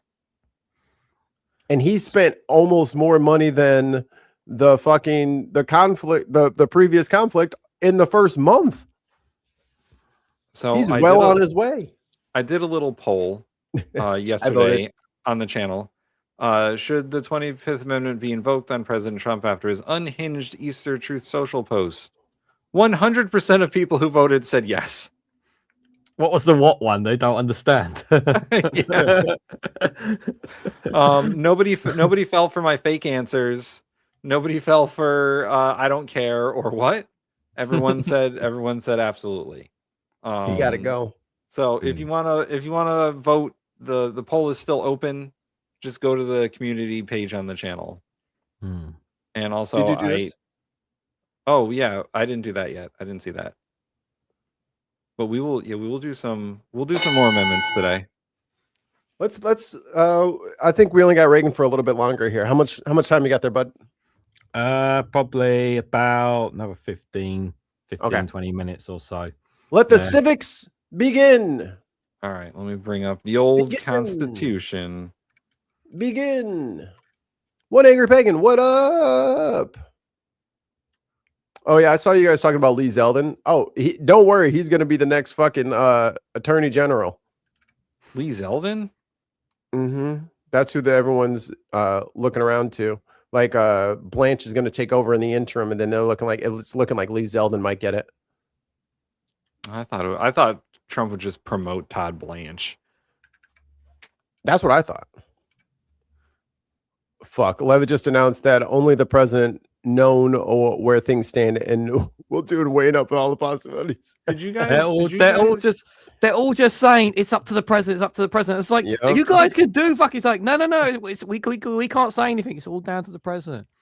Did you guys hear RFK Jr. say that Trump has like microscopic knowledge of the war plans, and he could just like draw a fucking paper map with all the different military points on it and just recall all this stuff from memory? Dude, he can't even remember the word for transponder. He called it a beeper. He can't remember the word. It was told to him, I'm sure. And then he's like, they have this beeper. It's so good that it's got extra batteries, and just say the word transponder. So let me get this straight. RFK Jr., who has no security clearance, has nothing to do with the military. Trump's drawing him maps of troop placements. Mm-hmm. Great. Just like we had you in the last thing, where it's like, oh yeah, this is classified. But hey, if I was president, I would just yeah. And Susie Wild was in the room. He just does this shit. He just tells people military secrets whenever he fucking wants to be cool. Maybe Trump is his leaker. Trump is the leak. Trump is the leak. Guys, the call's coming from inside the house. That makes sense, Joe. That makes sense. Zhao says, did Trump make the map on the back of a McDonald's wrapper? He only eats Big Macs, and those come in a carton. So yes, it was on a carton. Oh boy. All right. So God is good. Aloha Akbar. Trump's prostate is leak. Gross. He has a prostate. Gross. It's Gross. full of sesame. It's full of sesame seeds. He broke my Dementia Donnie. Yep. Dementia Donnie needs to go. All right. So we left off on the 21st Amendment, which is repealing an amendment we're probably going to cover at the end of this. But the 21st Amendment of the Constitution was passed by Congress February 20th, 1933, and ratified December 5th, 1933. Quiet in the chambers, please. Quiet in the chambers. Yeah, quiet over there. So this amendment repeals prohibition. Remember prohibition? The 18th article of amendment to the U.S. Constitution is hereby repealed. Man. Yeah, the transportation or importation into any state, territory, or possessed of the United States for delivery or use herein of intoxicating liquors in violation of the laws hereof has been prohibited. Shots. Private party. Everybody. Shots. And this operative shall be inoperative this article shall be inoperative unless it shall be ratified as an amendment to the Constitution by conventions of several states as provided by the Constitution, blah, blah, blah. So this just repeals the 18th Amendment of the Constitution, which was prohibition, the banning of the sale of alcohol in the United States, because we were crazy. I believe this is the only constitutional amendment, by the way, repealing another constitutional amendment thus far. Now to the 20th Amendment. The 20th Amendment regarding the presidential term, succession, and the Assembly of Congress. Sorry, she fucking ate shit. She's having a good time in it, though. The 20th Amendment was passed by Congress March 2nd, 1932, and ratified January 23rd, 1933. The early 30s, big year for constitutional amendments. Congress. We're going to get to it. It changes portions of Article 1, Section 4, and a portion of the 12th Amendment. So, Section 1. The terms of the president and vice president shall end at noon on January 20th, and the terms of senators and representatives at noon on the third day of January of the years in which their terms would have ended if this article had not been ratified. And the terms of their successors shall then begin. So this is changing the days that people take office, essentially. So January 6th is when the election is certified, and then January 20th is when he is sworn in. So, yeah, basically what they do here is January 3rd is when Congress is sworn in, so Right. that Congress can then ratify the Electoral College election Correct. and make the president officially. Right. As opposed to the president-elect. Yes. Section 2, the Congress shall assemble at least once every year. Boy, they're working their way down to that once every year. They're barely doing more than that at this point. And such a meeting shall begin at noon on the 3rd day of January. So that's the first official session of Congress is January 3rd at noon. They don't like early days. They're not morning people, Congress. They like their lunch breaks and then work. Oh my God, Hassan Piker just went on LBC. Oh my God. Are they Section LBC? Are you fucking kidding me? And it's Shayla Dougherty. Fuck's sake. Section 3, if at the time fixed for the beginning of the term of the president-elect shall have died, the vice president shall become president. So if you get elected president and you die before it's official, then the vice president becomes president. Yay. If a president shall not have been chosen before the time fixed or the beginning of his term, or if the president shall have failed to qualify, then the vice president-elect shall act as president until the president shall have been qualified. Wait. If the president-elect shall have failed to qualify, what is that supposed to mean? So if let's say the president-elect dies before he can take office, they're supposed to try and find a new. God damn it! Tons of mice. They're supposed to have a fixed amount of time to. Congress will choose a president. Like if there was a tie in the Electoral College, then Congress is supposed to vote on. The House of Representatives is supposed to vote on a new president. If they can't agree on a new president through a simple majority, then this takes effect. Better not. Let's see. Where the fuck was I now, Mikey? I don't know. God damn it. I'm sorry I asked a question. There's too many commas in this. If the president shall be elected, fail to qualify, then the vice president shall act as president until the president is qualified. And the Congress may by law provide for the case wherein neither a president-elect nor a vice president-elect shall have qualified, declaring who shall act as president, or the manner in which one who is to act shall be selected, and such person shall act accordingly until a president or vice president shall have qualified. So basically, if we can't agree on who's president and vice president, Congress sets the terms for how we're supposed to do that, and then they do it, which is kind of wild. This section of this amendment has never been invoked, ever. Because usually when people lose, they say I lost. Yeah. As opposed to somebody who refuses to say he lost, even though he lost to a literal bag of bones. Section 4 is the Congress may by law provide for the case of the death of any persons from whom the House of Representatives may choose a president whenever the right choice shall be devolved upon them, and for the case of the death of any persons from whom the Senate may choose as vice president when the right choice shall be devolved upon them. So that's basically saying the House of Representatives has final say in who's going to be president and vice president if all of this crazy stuff happens. Well, it sounds like the House does the president and the Senate does the vice president. Yeah. Sections 1 and 2 shall take effect on the 15th day of October following the ratification of this article. And this article only takes effect if it's ratified by the states. So that fixing a lot of loopholes in the Constitution. Right, because there wasn't any term limits, and then there wasn't a line of succession. It was just like, oh, we should probably write this down. Yeah, this was a whole lot of, hey, nobody actually thought of this, so now we have to fix it. Right. And we'll do one more. Ooh, this is a good one.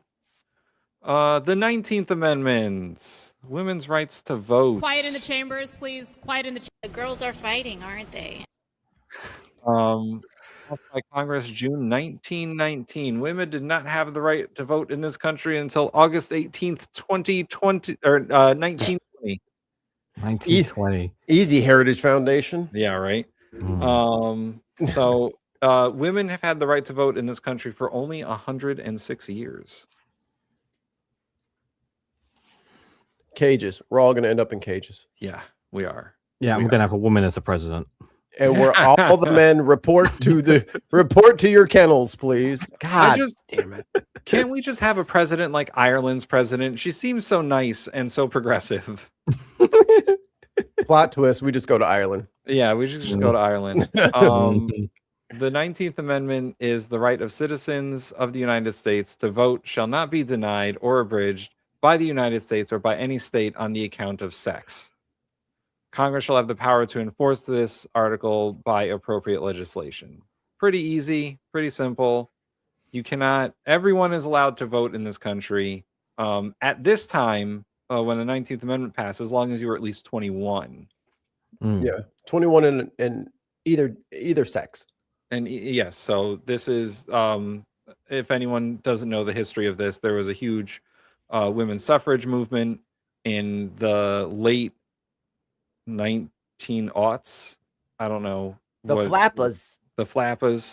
And with the hats. and one thing, because we always reference that we're going to be put in cages because women are going to get tired of our bullshit. Yep. Every time in America that women have fought for their rights, they've won them. And there isn't a lot that anyone can do about it. Right. Every time they've organized to get rights, they've won them. We still don't have the ERA. We still don't have that, but it's The like one or two Amendment. states from being ratified. Yeah. There's like 2 states in the way of that. Just a word of warning. There's more of them than there are of us. Yeah, if they ever start like voting collectively as a group, we're fucking done, man. Yeah. And also, Iran told Trump to shove his threats up his own ass. Yeah, this just in. As they should do. As they should do. Now, why are people always saying this shit? What is going on over there? They're terrified of Muslim people. They are absolutely terrified. Have you ever been to Ireland? I'm pretty sure I've been to Ireland more than this person. Yeah, how many times, Patty? As someone that is part Irish and has been there multiple times as well. I have not seen this, so this is news to me. Let me call one of my relatives over there and just double check, to see this is definitely happening. You know. So I happen to have been in Ireland when they had their presidential election, and boy, I gotta say, the Irish are doing it right over there. The only campaigning I saw was either on the news between the candidates, or they had big like posters and billboards set up for the candidates. And that was it. That was all you heard about this election. It wasn't constantly in your face. Yeah. I remember so many times when I went over with my dad and like you just see the banners and all that kind of stuff, like because we used to go every year over because my grandparents used to live in Kerry, County Kerry. Okay. So near Ballyduff, the town they used to live in, it's near Ballybunion. So that side of Ireland. Those are made up words. Yes. Reganelite, Google the town. Google them. I have a very important question for you. Can you get me into Ireland? Can you? Is there anything that you? I don't want to live in this country anymore. If I had an Irish passport, I could help you, but even I can't get one, which is because there are too many hoops that I need to go through because my father's side were Irish, but my parents aren't Irish. Oh, so I've tried to jump through hoops to get my own Irish passport, and I'm struggling to do that there. Guys, I'm gonna have to shoot. So thanks for having me on, guys. Appreciate it. You guys gonna carry on? Yeah, still, yeah. Yeah. Yeah. Cool. We gotta talk wrestling at some point. Yes, we do. So how about well, if I don't really do live streams on Tuesdays afternoon, so maybe I'll pop back on next Tuesday for you guys if you have me. So yeah, I mean the world will be over by then, so might as well. Yeah, definitely do that. Yeah. Okay, guys, take care. I've got to skedaddle. Yep. See ya. Thanks for coming. No worries. All right, he's gone. Let's talk about him. He's such a nice lad. By the way, if you don't already, go to Reganelite's channel, like and subscribe. Do that shit. All the things over there. The banner's down below.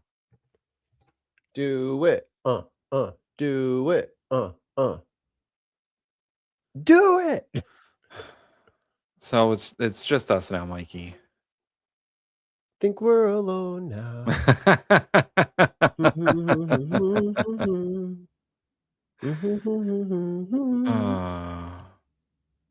So the world's ending, huh?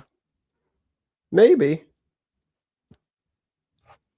I mean, is Trump going for mutually assured destruction? Is that what he's going for? I don't think he understands kind of like, because this is the problem.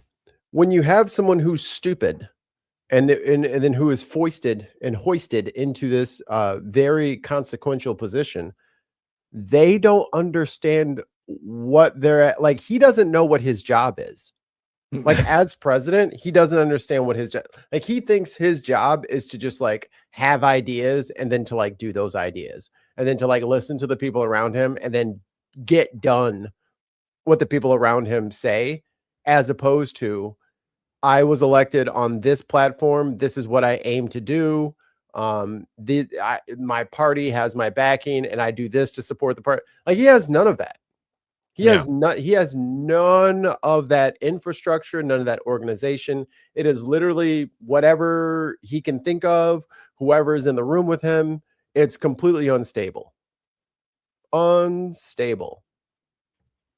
I like I'm taking a peek at the chat here, and that Patty person is getting chewed up, getting the business by the mods over there.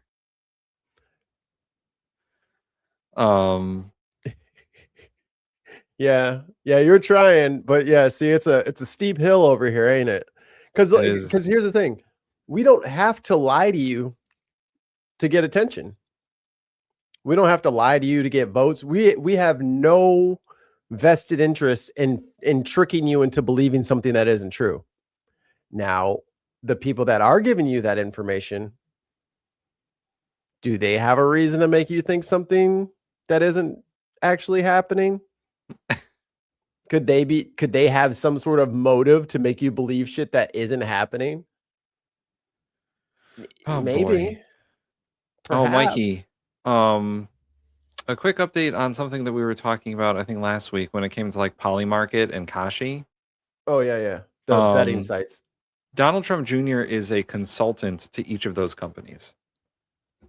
I'm sure that has nothing to do with their decisions. We thought it was just Kashi, but it's both. He's not on the board of either, but he does consult on those companies. Like, he's paid to tell them stuff, I suppose. Remember when they were like, Hunter Biden is like full of shit and he's trying to do all this stuff and he's the problem. Oh, okay. So we just not worried about that no more? Yeah, we're not worried about that anymore. It's fine. It's fine. Oh, it's all okay. fine. It's great. It's great. Things are gonna go great. I think we're doing good. Uh-oh. $2 from K. Look at this chat, pup. Don't do it. Jesus. Oh, let me go back. Hold on. How far back do I go? All right, I'll go back that far. No. Pup, you calm down. You calm down right now. You stay right here. You stay right here with us. The only way this ends is if we all make it together. So you don't go anywhere. Yeah. You do not have permission. You do not have clearance, you're fine right here. Yeah, we got you. And Gina's in the DMs. Yes. Check your DMs, please. We are not a perfect group, but we are loyal and we fight for what is right. Even if it is a horrible hellscape that is in front of us, doesn't deter us in a heartbeat. Because I can tell you right now, everyone in the network had to have the conversation with your significant other or with your friends or whatever. Like, do we want to keep doing this? Yeah. You know what I mean? Like, is it worth the risk? Are we going to suffer some sort of consequence for this? And the answer was maybe. And we were not deterred, because at the end of the day, if this is the end of all things, we're going down telling the truth, and we're not capitulating because we were afraid to tell people the right thing. So you stay with us and we'll stay with you. And I know that things seem rough at the moment, but I think it's one of those things that, like, I always at least try to look on the side of, like, stuff will pass. Yeah. And you know, we cover a lot of heavy topics, we cover a lot of crazy stuff, but I've learned to try and not, like, internalize all that stuff. And it's hard. Some days are harder than others. Yeah. Today is probably one of them. Today is probably one of those days where it's tough to make sense of the world. Because I think at the end of the day, what's really happening right now, and since Trump got in, is the Western world has been put in like a hostage situation. Yeah. And our elected leaders are not they're not making the right call. Instead of confronting the bully, which, I mean, even back when I was doing shows with other UK presenters, I would say, I was like, you guys need to sanction the US. Like, you need to punish it. Like, this has to stop. Like, you have to slam your foot on the brake and get this shit to stop. And they were like, oh, well, what do we do? It's just America. I mean, they're so large. I was like, yeah, you fucking stand there 10 toes down and you say, fucking knock it off, or we're not doing any more business with you. And I think Europe, especially the UK, is getting a lot closer to that mindset, where other countries start forcing the hand of the American government, where like we were saying before, like, for the 25th Amendment, you got to have all these things. Well, guess what's going to happen? Guess what Europe's going to do if we don't fucking 25th Amendment this guy? They're going to hit us with a trade bazooka. Oh yeah. They're already doing it. They're already doing it. They're going to hit us with the trade bazooka. China's going to do it for sure.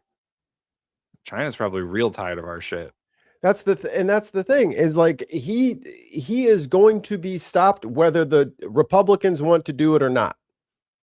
And Europe and everyone else is trying to give us the space and opportunity to do the right thing and to fix up our own mess. If the Republicans refuse to do so, then the rest of the world has a way of shutting us down. Here, I got something that's a little bit more on the not war side. No audio. Allies amid his go back. Ahead of Tuesday's special runoff in Georgia to replace Marjorie Taylor Greene, the former congresswoman had some choice words for President Trump's allies amid his escalating rhetoric toward Iran. Greene wrote on X this morning, quote, "Stop worshiping the president and intervene in Trump's madness. I know all of..." Yo, Magic the Gathering turned on Trump real hard. Oh, big time. Maybe I should let me grab her tweet. Because because it's a big long one on here. But yeah, I saw this. She's like, it's probably having a 25th Amendment, this guy. You and him, and he has gone insane, and all of you are complicit. Greene resigned from her seat in January. Share this instead. because everyone told me this would never happen. They said that they're never going to trade. They're never going to turn on Trump. Never. On Easter morning, this is what the president posted. Then this is the comment. She retweeted what he said. Everyone in his administration that claims to be a Christian needs to fall on their knees and beg for forgiveness from God and stop worshiping the president and intervene in Trump's madness. I know all of you and him, and he has gone insane, and all of you are complicit. I'm not defending Iran, but let's be honest about all of this. The strait is closed because the U.S. and Israel started the unprovoked war against Iran based on the same nuclear lies that they've been telling for decades. That any moment Iran could have developed a nuclear weapon. You know who has nuclear weapons? Israel. Oh boy. They are more than capable of defending themselves without the U.S. having to fight their wars, kill innocent people and children, and pay for it. Trump threatening to bomb power plants and bridges hurts the Iranian people, the very people Trump claimed he was freeing. Now, when we said it, we were called low testosterone cucks. You know what I'm saying? We were soy boys. But when Marjorie Taylor Greene says it, I guess it's different. On Easter of all days, we as Christians should be reminded that the Son of God died and rose from the grave so that we can be forgiven once and for all of our sins. Jesus commanded us to love one another and forgive one another, even our enemies. Jeebus. Our president is not a Christian, and his words and actions should not be supported by Christians. Christians in the administration should be pursuing peace, urging the president to make peace, not escalating war that is hurting people. That is not what we promised the American people when they overwhelmingly voted in 2024. I know I was there more than most. This is not making America great again. This is evil. And then the Trump truth post. 160K likes. Oh my God. Jank. This is what being principled looks like. Oh obviously, I don't agree with all of MTG's policy positions, but I respect anyone who has courage to be honest and serve the American people instead of the corrupt donor class. She risked her whole career to tell the truth. Respect. You have no decency. You have no honor. Lord. Jake Uger, come on. He couldn't looking down the end of his little nose. He couldn't wait 30 seconds. He's like first. Bro, come on. Yeah, so Marjorie Taylor Greene, not a fan of the president because he kind of forced her out of office. Because Marjorie Trader Brown. He wouldn't endorse her for Senate. And he wouldn't endorse her for governor of Georgia. That's the reason that she turned against him. And the Epstein shit. I think the Epstein shit was a catalyst for everything else. But she had larger aspirations in the House of Representatives, and the president told her her place is in the House. A public Pup, check in with us. On Tuesday, Trump endorsed Republican Clayton Fuller, a former lieutenant colonel in the Air National Guard, who is facing off against this guy. We talked about him. Sean Harris. He's about to win. Army Brigadier General Sean Harris joins us now. So, General, you're running in a very deep red district. Cook Political Report even called it the most GOP district in all of Georgia. And last time you ran against Greene, she won by nearly 30 points. And Trump won too, 37 over Kamala Harris. So you really got an uphill battle here. What has been your message to the district as to why you should occupy the seat? Yeah, first, let me just say happy Easter to everybody. The reality tells you exactly right. I ran against Marjorie Taylor Greene last time. We came in second. There's no second place trophies. But a lot has Oh my God, turn your fucking then. microphone to point at you. Said, I wish people would Green fucking and do the right thing with their microphone. They all have it fucking sideways and backwards and all that shit.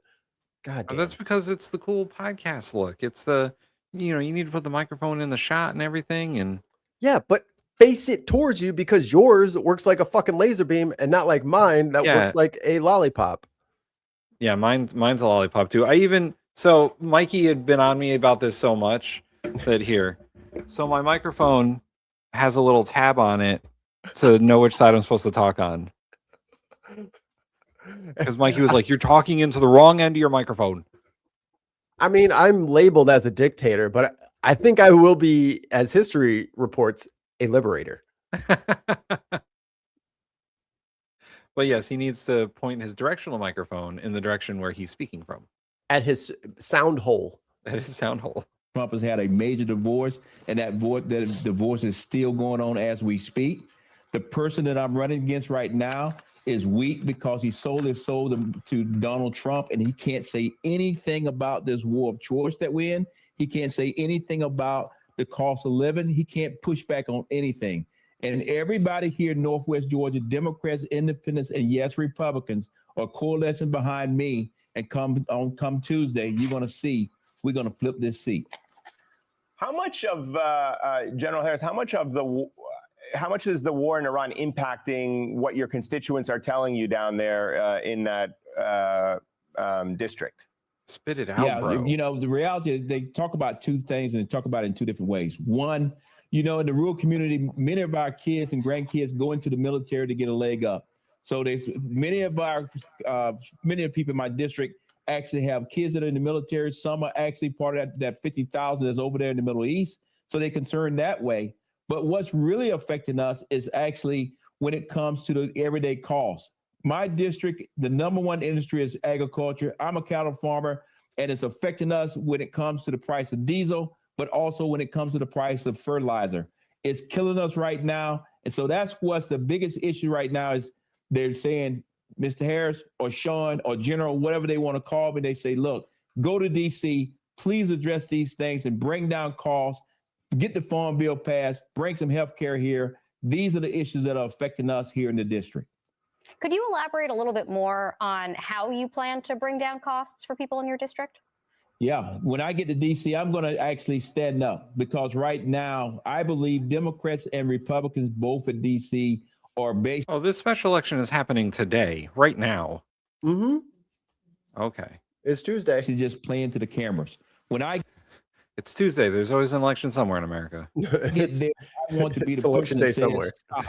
Let's get in the room. Let's get to the real issues. Find yes, so that we can actually bring down costs.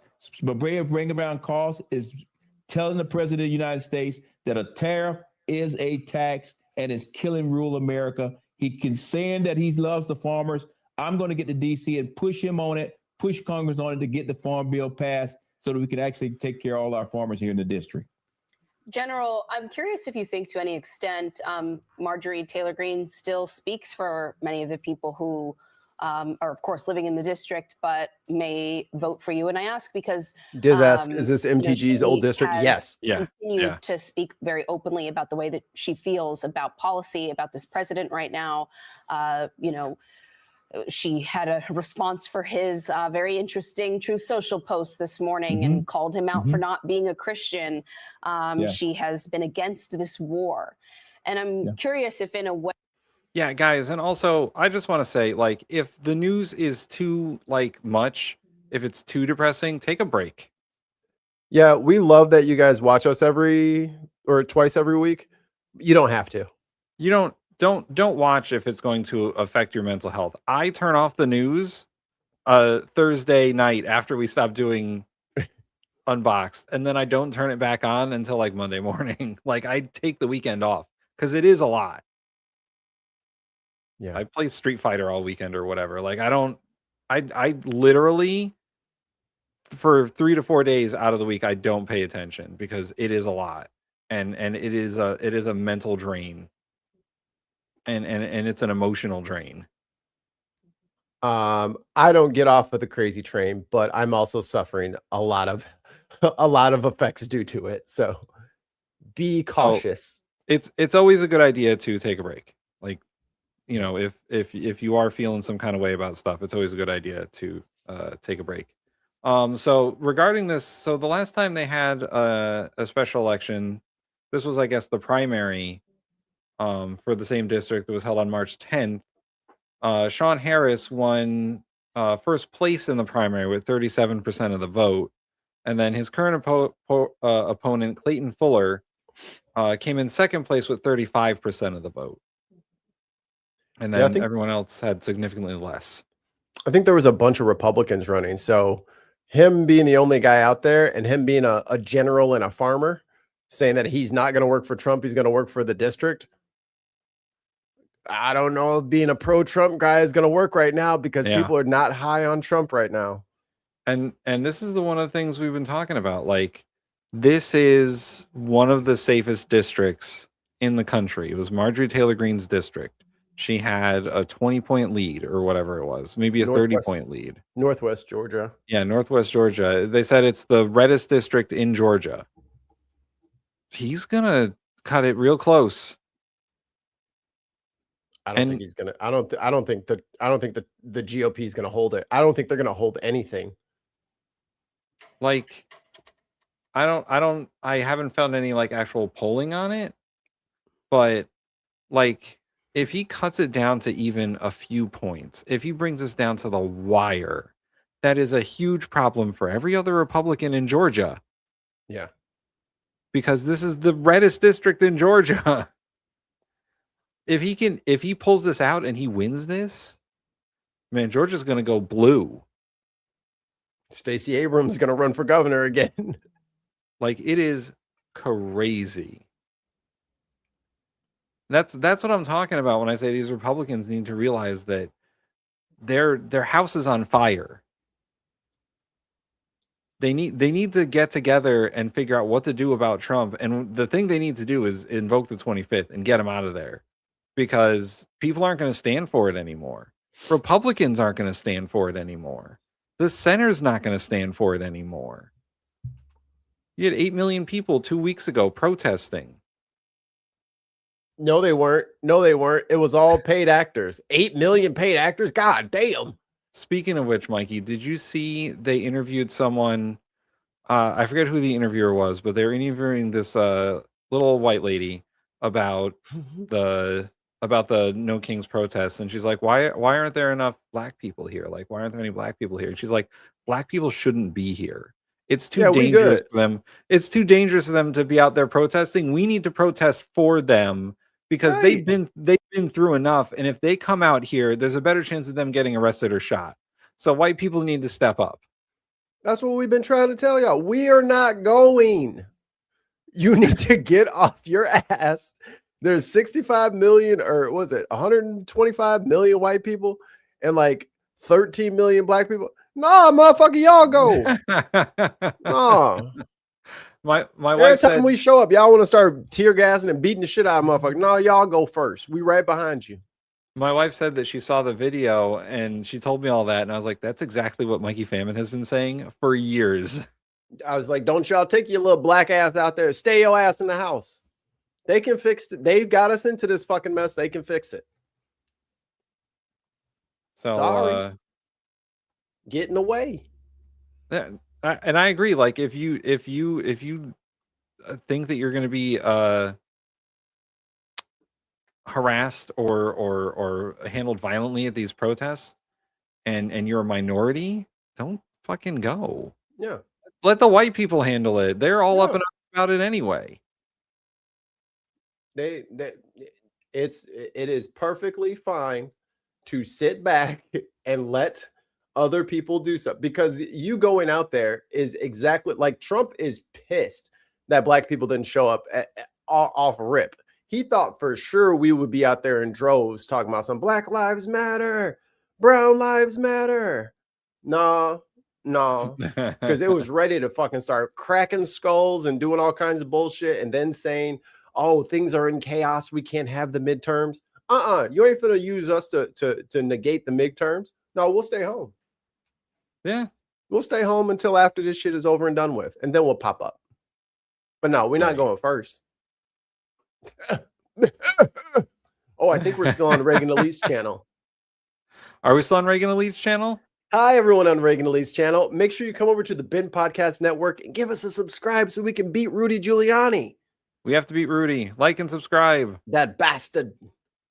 Become a member if you want the pups. If you want the pup icons. Do the thing. Political 2024 on X. If you want to do Sunday roast, guys. Okay, we're gonna reach out to him. Yeah. Oh, and also I reached out to a candidate. Let me see. Should be in my notifications. It was yesterday. I got a lot of notifications. Oh, and by the way, guys, if you guys send me a message somewhere and I don't get back to it right away, I get like 200 notifications. YouTube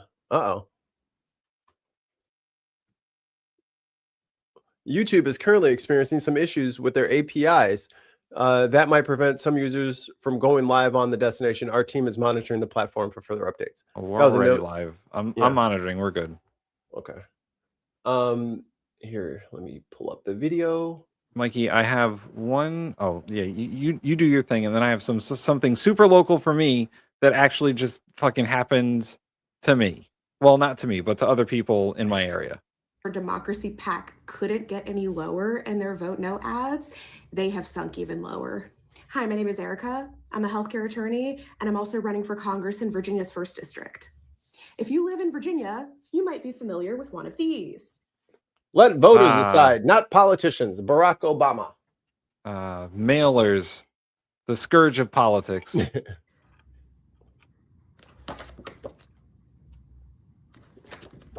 Alleging that Obama is against the redistricting effort. Well, he's not. And he has done ads for Virginians for Fair Elections that demonstrate that he is in favor of this redistricting amendment. But wait, it gets worse. I just got home from work and I found this. Look at that mailer. Jesus. That shit's expensive too, man. We fought to make our voices, to make sure our voices were heard. Now Richmond politicians are taking them away. Gerrymandering divides our communities and dilutes our votes. That we've received now from the same PAC. And see, this is the shit that be pissing me off because Black MAGA is, Uh-oh.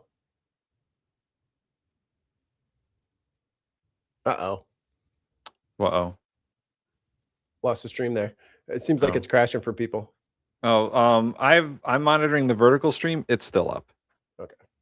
But the Black MAGA out there, they're always like, oh yeah, the Democrats, that's the KKK, and the Democrats was the slave owner, and then they use shit like this where the Republicans tried to gerrymander during a time of Democratic affluence, and when the Democrats were on the rise. Okay, we're back, says Billy. But as soon as Gavin Newsom was thinking about doing Prop 50 in California to counteract Texas and them redistricting in the middle of their fucking between censuses, and Gavin Newsom reached out to Barack and it was looking for money. He's like, yeah, you're doing the right thing. Do it. No, do it. Do that shit because they're cheating. So you need to go ahead and do it. So if people are under some mass like delusion that, oh, well, there's no way for Democrats to do the same thing Republicans. No. If y'all are doing it, we're doing it. You know what I'm saying? Like if it's good for the goose, it's good for the gander. That whole, let's be when they go low, we go high. No, that shit is out of the fuck. If you go low, we are kicking. We are putting out all front teeth here on out. This is front teeth removal service brought to you by the Bin Podcast Network. If you go low if you want to. We're going to do an overhead. Stomp, motherfucker. They go low, you start stomping. Oh, okay. Funded by Peter Thiel. Shocking.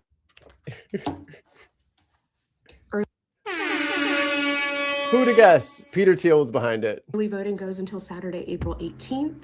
There will be Saturday hours next Saturday, the 11th, as well as Saturday, April 18th. The last day to vote is Election Day, April 21st. The last day to register is April 14th. So make sure you're registered to vote and get out. Is a fucking NBA highlight reel about to start? Yeah, what's going on there? So I messaged her, what's the best way to get in contact with her for an interview? And she gave me her email. So I'm going to email her and hopefully we get her on the show either this week or next week. Awesome. And she can talk to us all about it. So this is local to Connecticut, New Haven, my alma mater, Southern Connecticut State University. A student from Southern was detained by an ICE agent off campus. And yesterday at the school, apparently there was a big rally. Good. So a bunch of students and professors and faculty got together, had a rally. This gentleman here, Justin Farmer, I know him. He's a friend of mine. I help him with campaign stuff every once in a while. He's a good guy. He is a member of the Democratic Socialist Party. DSA. DSA. And then that's ULA's John Lugo. But more than 100 students, teachers, and immigrants' right advocates gathered at Southern in front of the library. According to the Connecticut Students for a Dream executive director, Tabitha Sudeko, it was a nursing student from Southern, was arrested by Immigration and Customs Enforcement on March 31st. They're currently being held in an ICE detention facility somewhere in New England. And there's a lot of advocacy and outreach to try and get that student freed. Apparently in an email call Zoran. Yeah, call Zoran. Call Mom Donnie. Tell him to come to New Haven. He'll do it. He'll get it fixed. Rosa DeLaura put out a statement about this, saying that it's unconscionable that ICE did this and that her office was going to do everything they could to free the student. They have some good people there that deal with immigration stuff too, so I'm sure they can be a great help. But a DHS spokesman said that Kayla entered the United States legally on October 4th, 2021, under a tourist visa that allowed her to stay for 6 more months. And then she remained in the United States illegally for nearly 3 years. But she was a student at a university. So. And you act like motherfuckers can like earn a living here to afford to leave. Right. Motherfucker, I couldn't afford the ticket. Oh, here we go. She's being kept in New Hampshire. Which shouldn't be a state. Yeah. Attendees at Monday's rally held signs that said, "Fuck ICE and know your rights. No borders, no nations, stop the deportations." They set up a GoFundMe.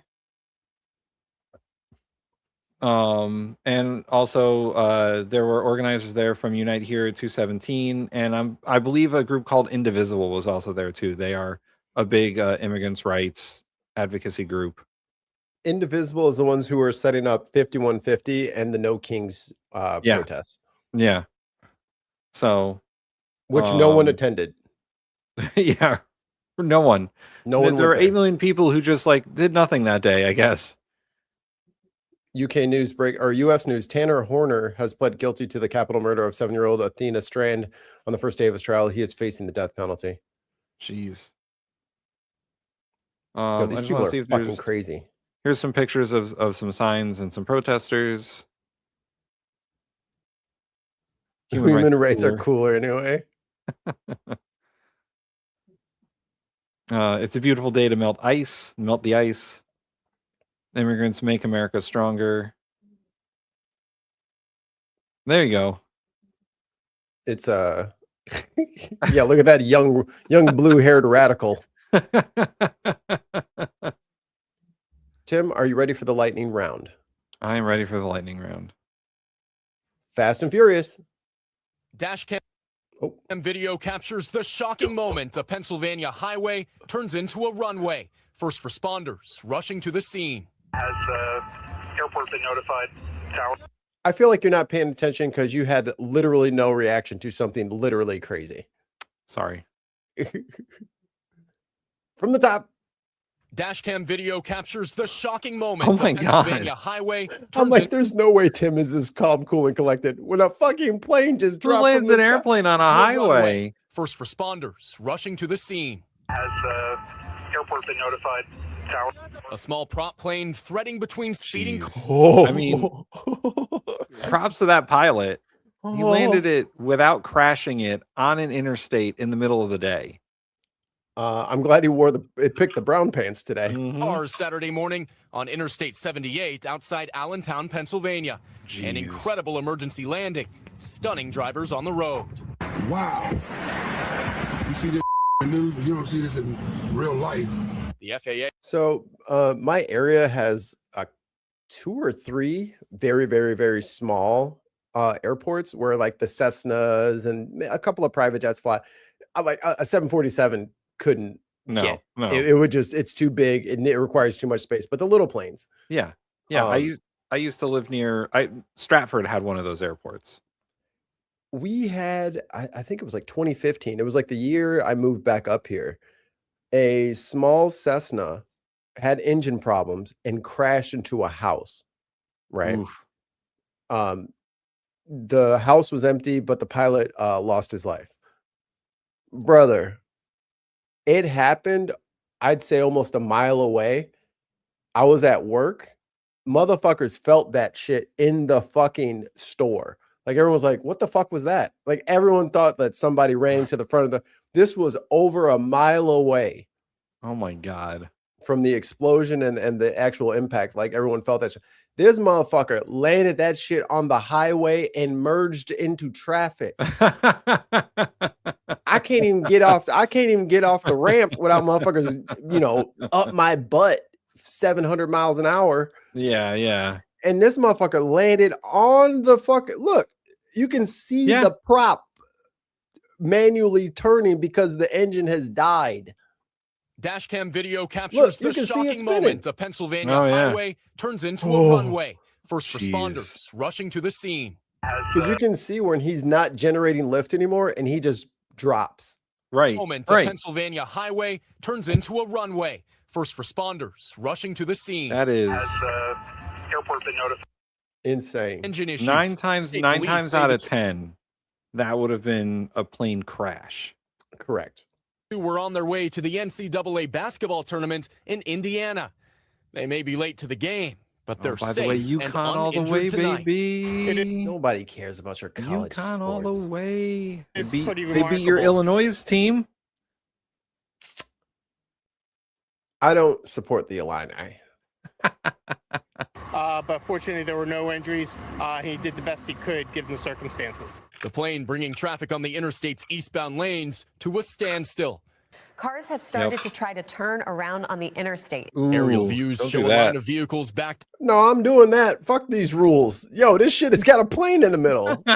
As far as the eye can see, as first responders worked to tow the plane. As it got closer, I was like, that. He's got to get a ticket, right? That's a 3-pointer. No, that motherfucker needs the biggest, like, $1,500 ticket. Like, I'm glad you're alive, but you also fucking backed up traffic forever. Sir, do you know how fast you were going? He was clearly fucking speeding, and I didn't see him signal before he got into that shoulder. Plane's really freaking close to me. It was crazy. It was crazy. I was holding my breath the entire time. I was like, The FAA and state police are now both investigating. Ryan.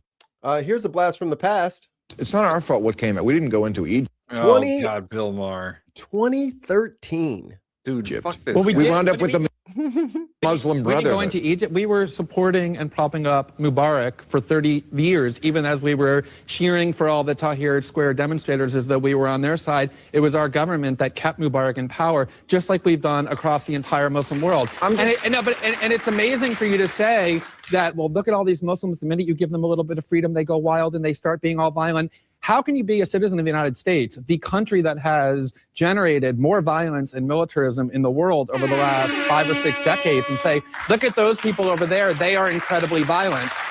Oh, Bill didn't like that, I'm sure.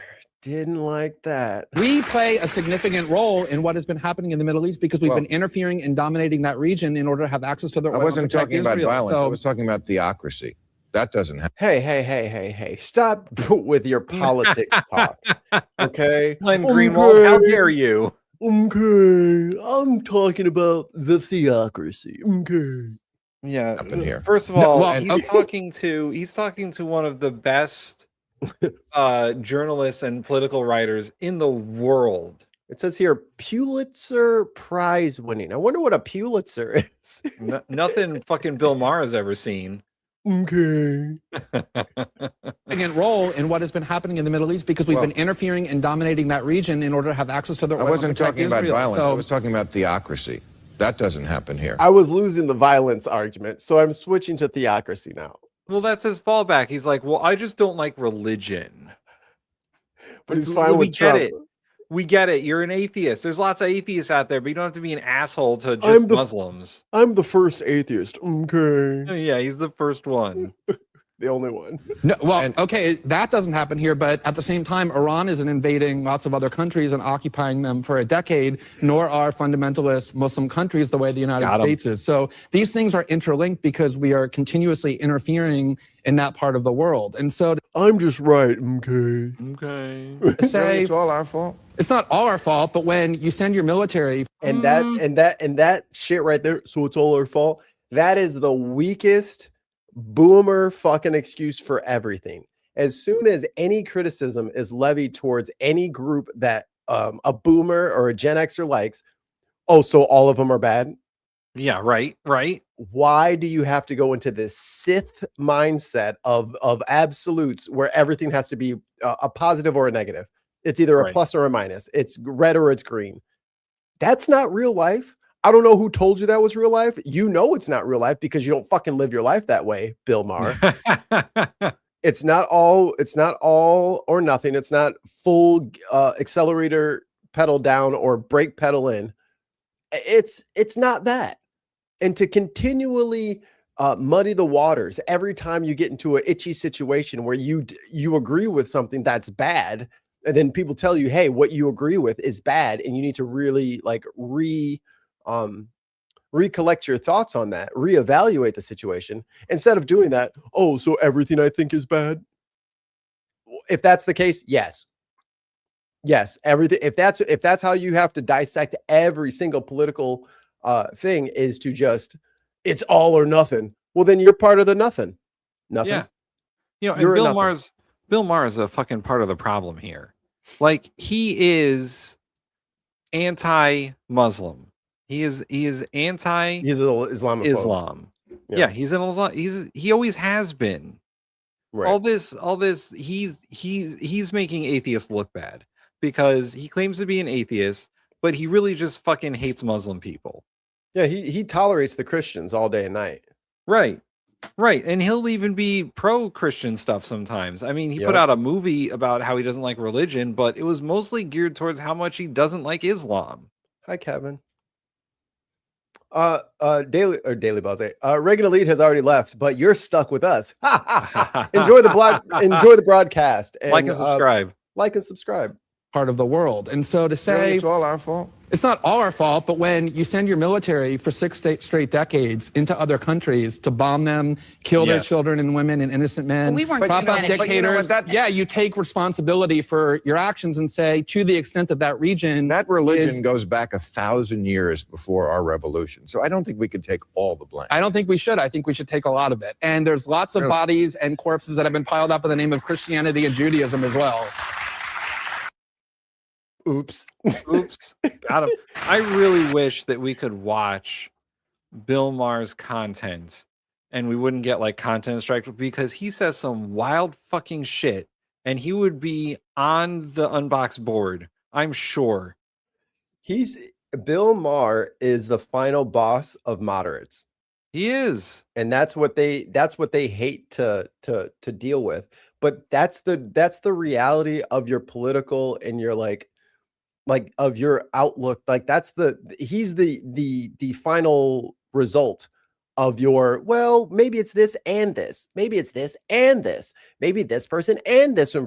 Well, when you just continually have this nothing gets done fucking mindset and everything is nothing and nothing is everything, you end up being Bill Maher.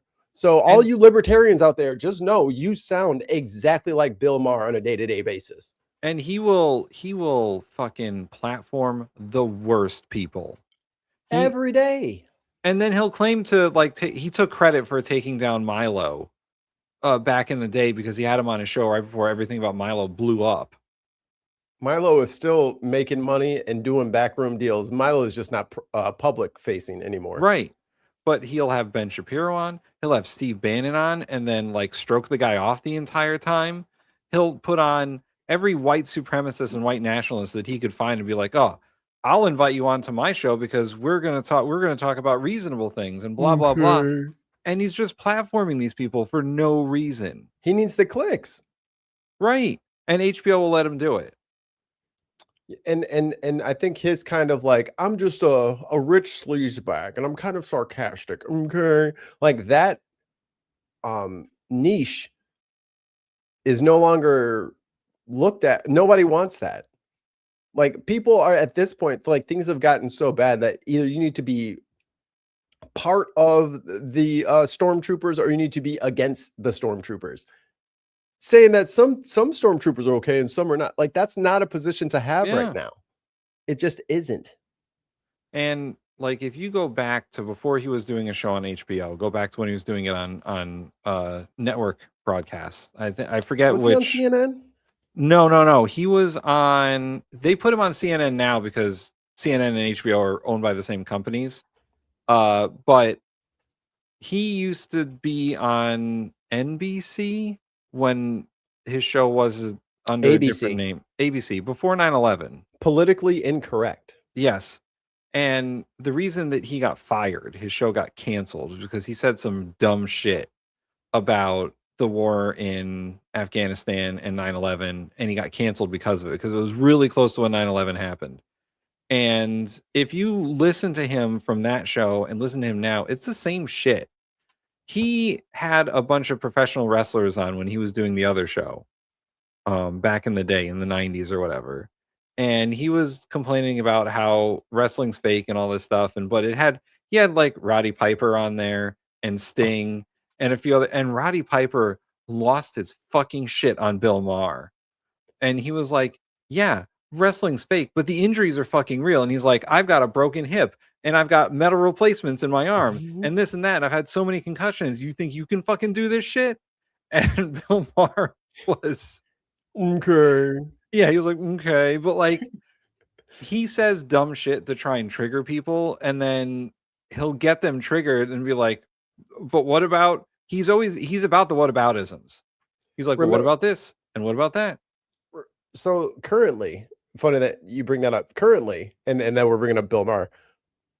The thing on the left is like Ro Khanna just got asked about it, and a bunch of like Gavin Newsom and all these politicians are being asked, well, what about Hassan Piker? Do you think Hassan Piker should have any kind of influence? And there, some people are like, no, he's bad because he hates Israel. No, he's bad. Here's what, and Hassan, like everyone has all these quotes, and I don't know how much time we're gonna have. Maybe we'll talk about it Thursday. The Bulwark has some fucking house cleaning to do. Yeah. Because Sarah Longwell is a bigot and it slipped out. But anyway, I interrupted myself. Everyone's pissed about Hassan Piker because Hassan Piker legendarily at some point said America deserved 9/11 because of our foreign policy and what we did. Here's what Bill Maher's show got canceled for.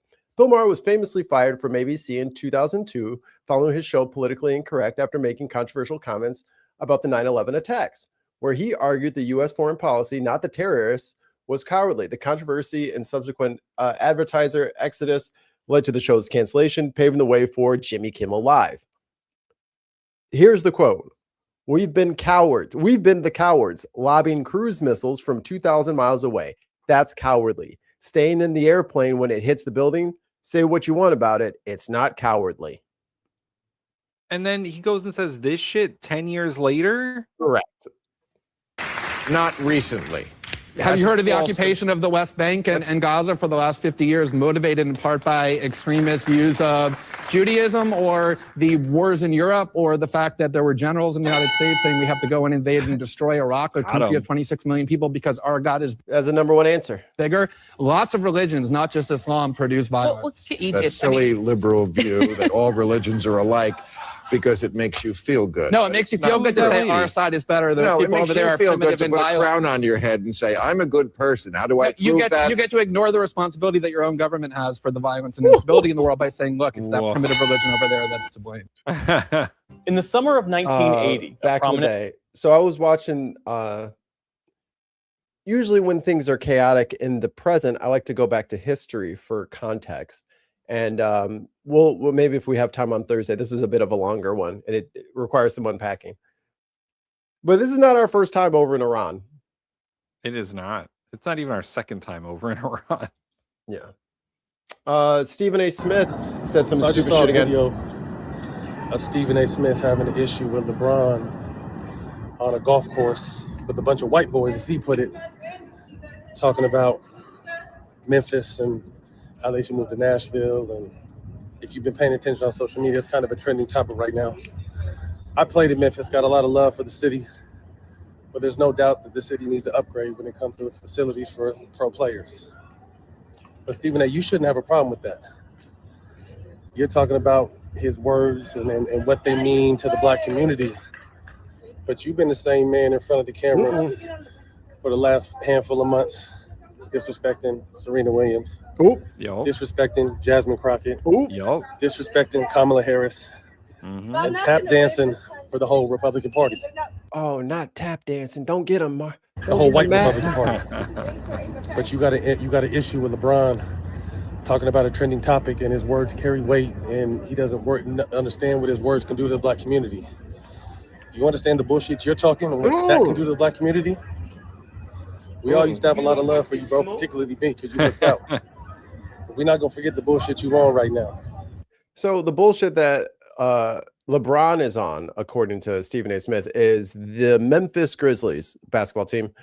I mean, their record's not great. They kind of make it to the playoffs sometimes, but their star, Ja Morant, kind of keeps getting in trouble for gun stuff. The facilities in Memphis for the team are not great. It's not an especially affluent city. It's a smaller market. So the talk has been maybe the Memphis Grizzlies should move to Nashville. Nashville, by demographically, is a lot more white. There's a bigger music scene there, and it's kind of got like a downtown area that's more suited for a sports team rather than Memphis. I mean, as far as, I don't know what your take on all that kind of stuff is, but it doesn't really matter to me in what city that it's in. I know that having the Grizzlies in Memphis helps Memphis a lot, and the team leaving will definitely leave a crater in their economy, because I mean, you got to go in there, you got to buy tickets, you got to park your car, you got to do this. Maybe you want to go get dinner and drinks afterwards. Like, having a team in your city definitely helps the economy of the city. So leaving, I wouldn't know anything about that. You wouldn't. We're talking professional sports. Yeah, we don't have any of those in Connecticut. You know, it's a big boost to the city to have a team there. So them leaving would be bad for Memphis. But also, I understand that Memphis cannot exactly afford to give the team what they need. So your thoughts? So the side of this that I sort of fall on is these sports teams are really fucking confident about their ability to improve economies.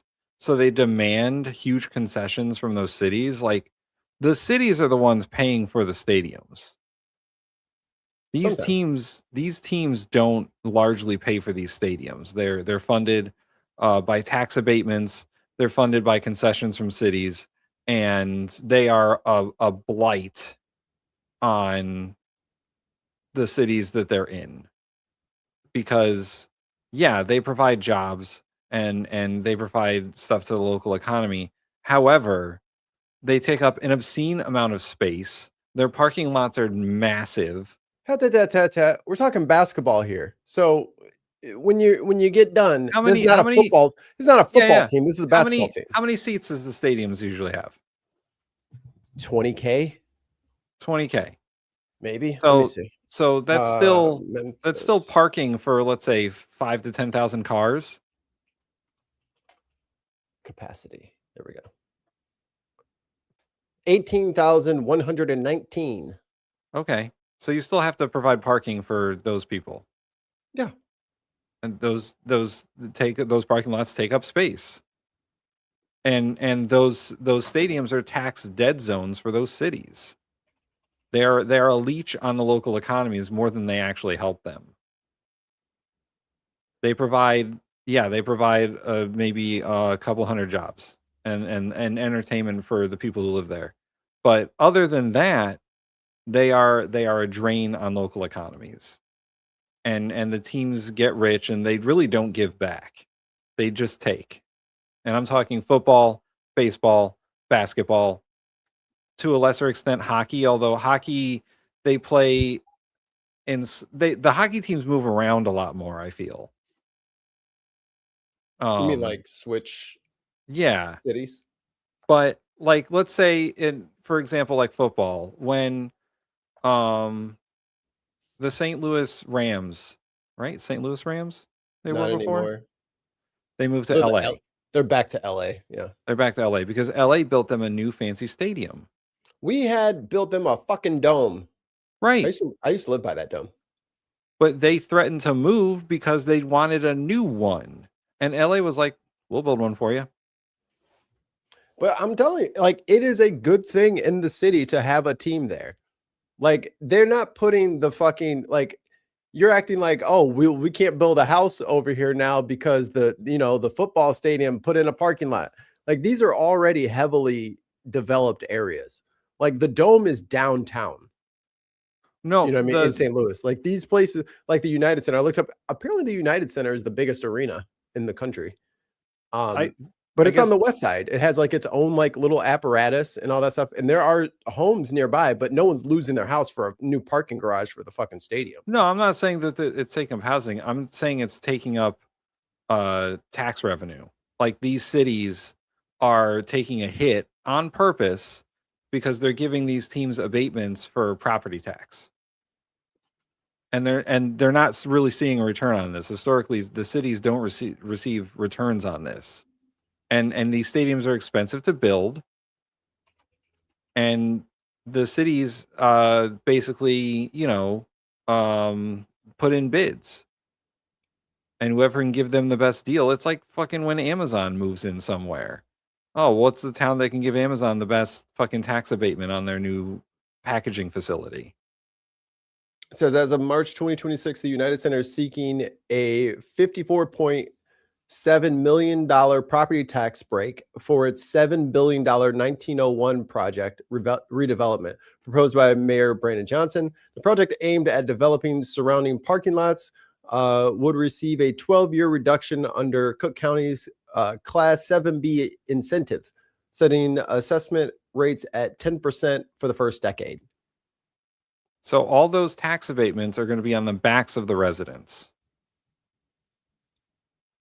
They're going to raise taxes in that city so that they can have that stadium and redo those parking lots because they're getting a 12-year tax break.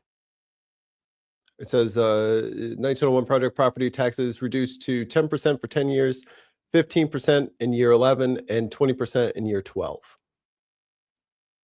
And what's the normal tax rate in that city? It says tickets for Bulls and Blackhawks games are taxed at 12%, while concert tickets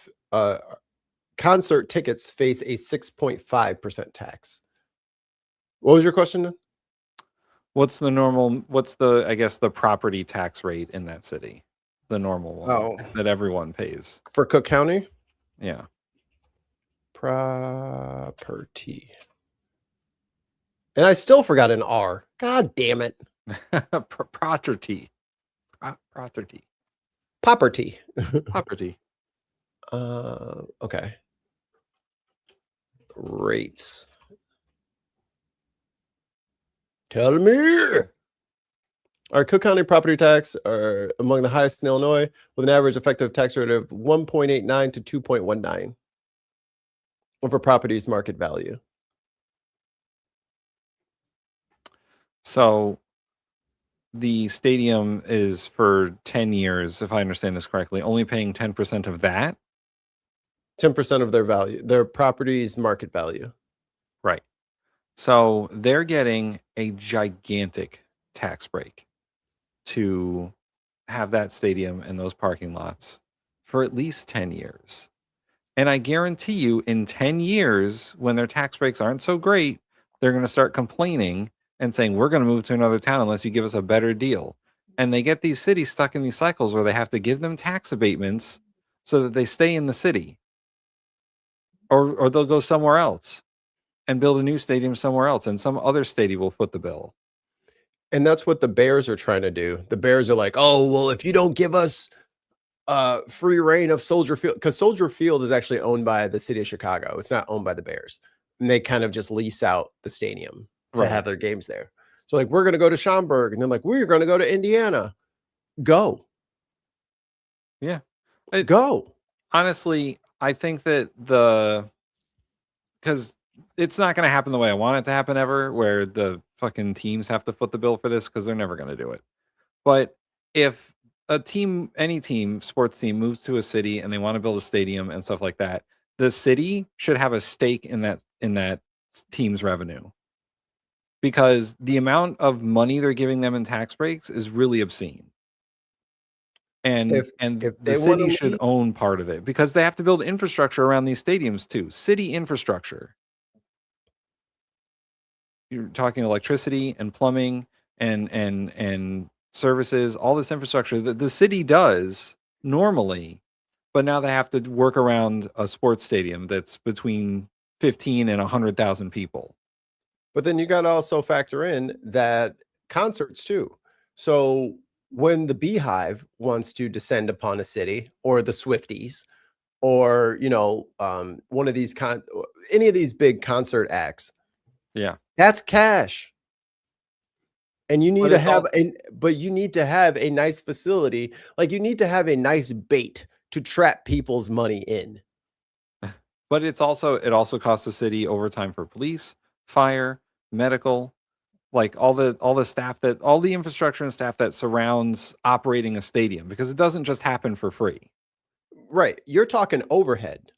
So if they were doing all this stuff and no one was going to the games, and no one was seeing concerts there and all that, you know what I'm saying? That would make sense. Yeah, fuck that. Like, we're losing money here.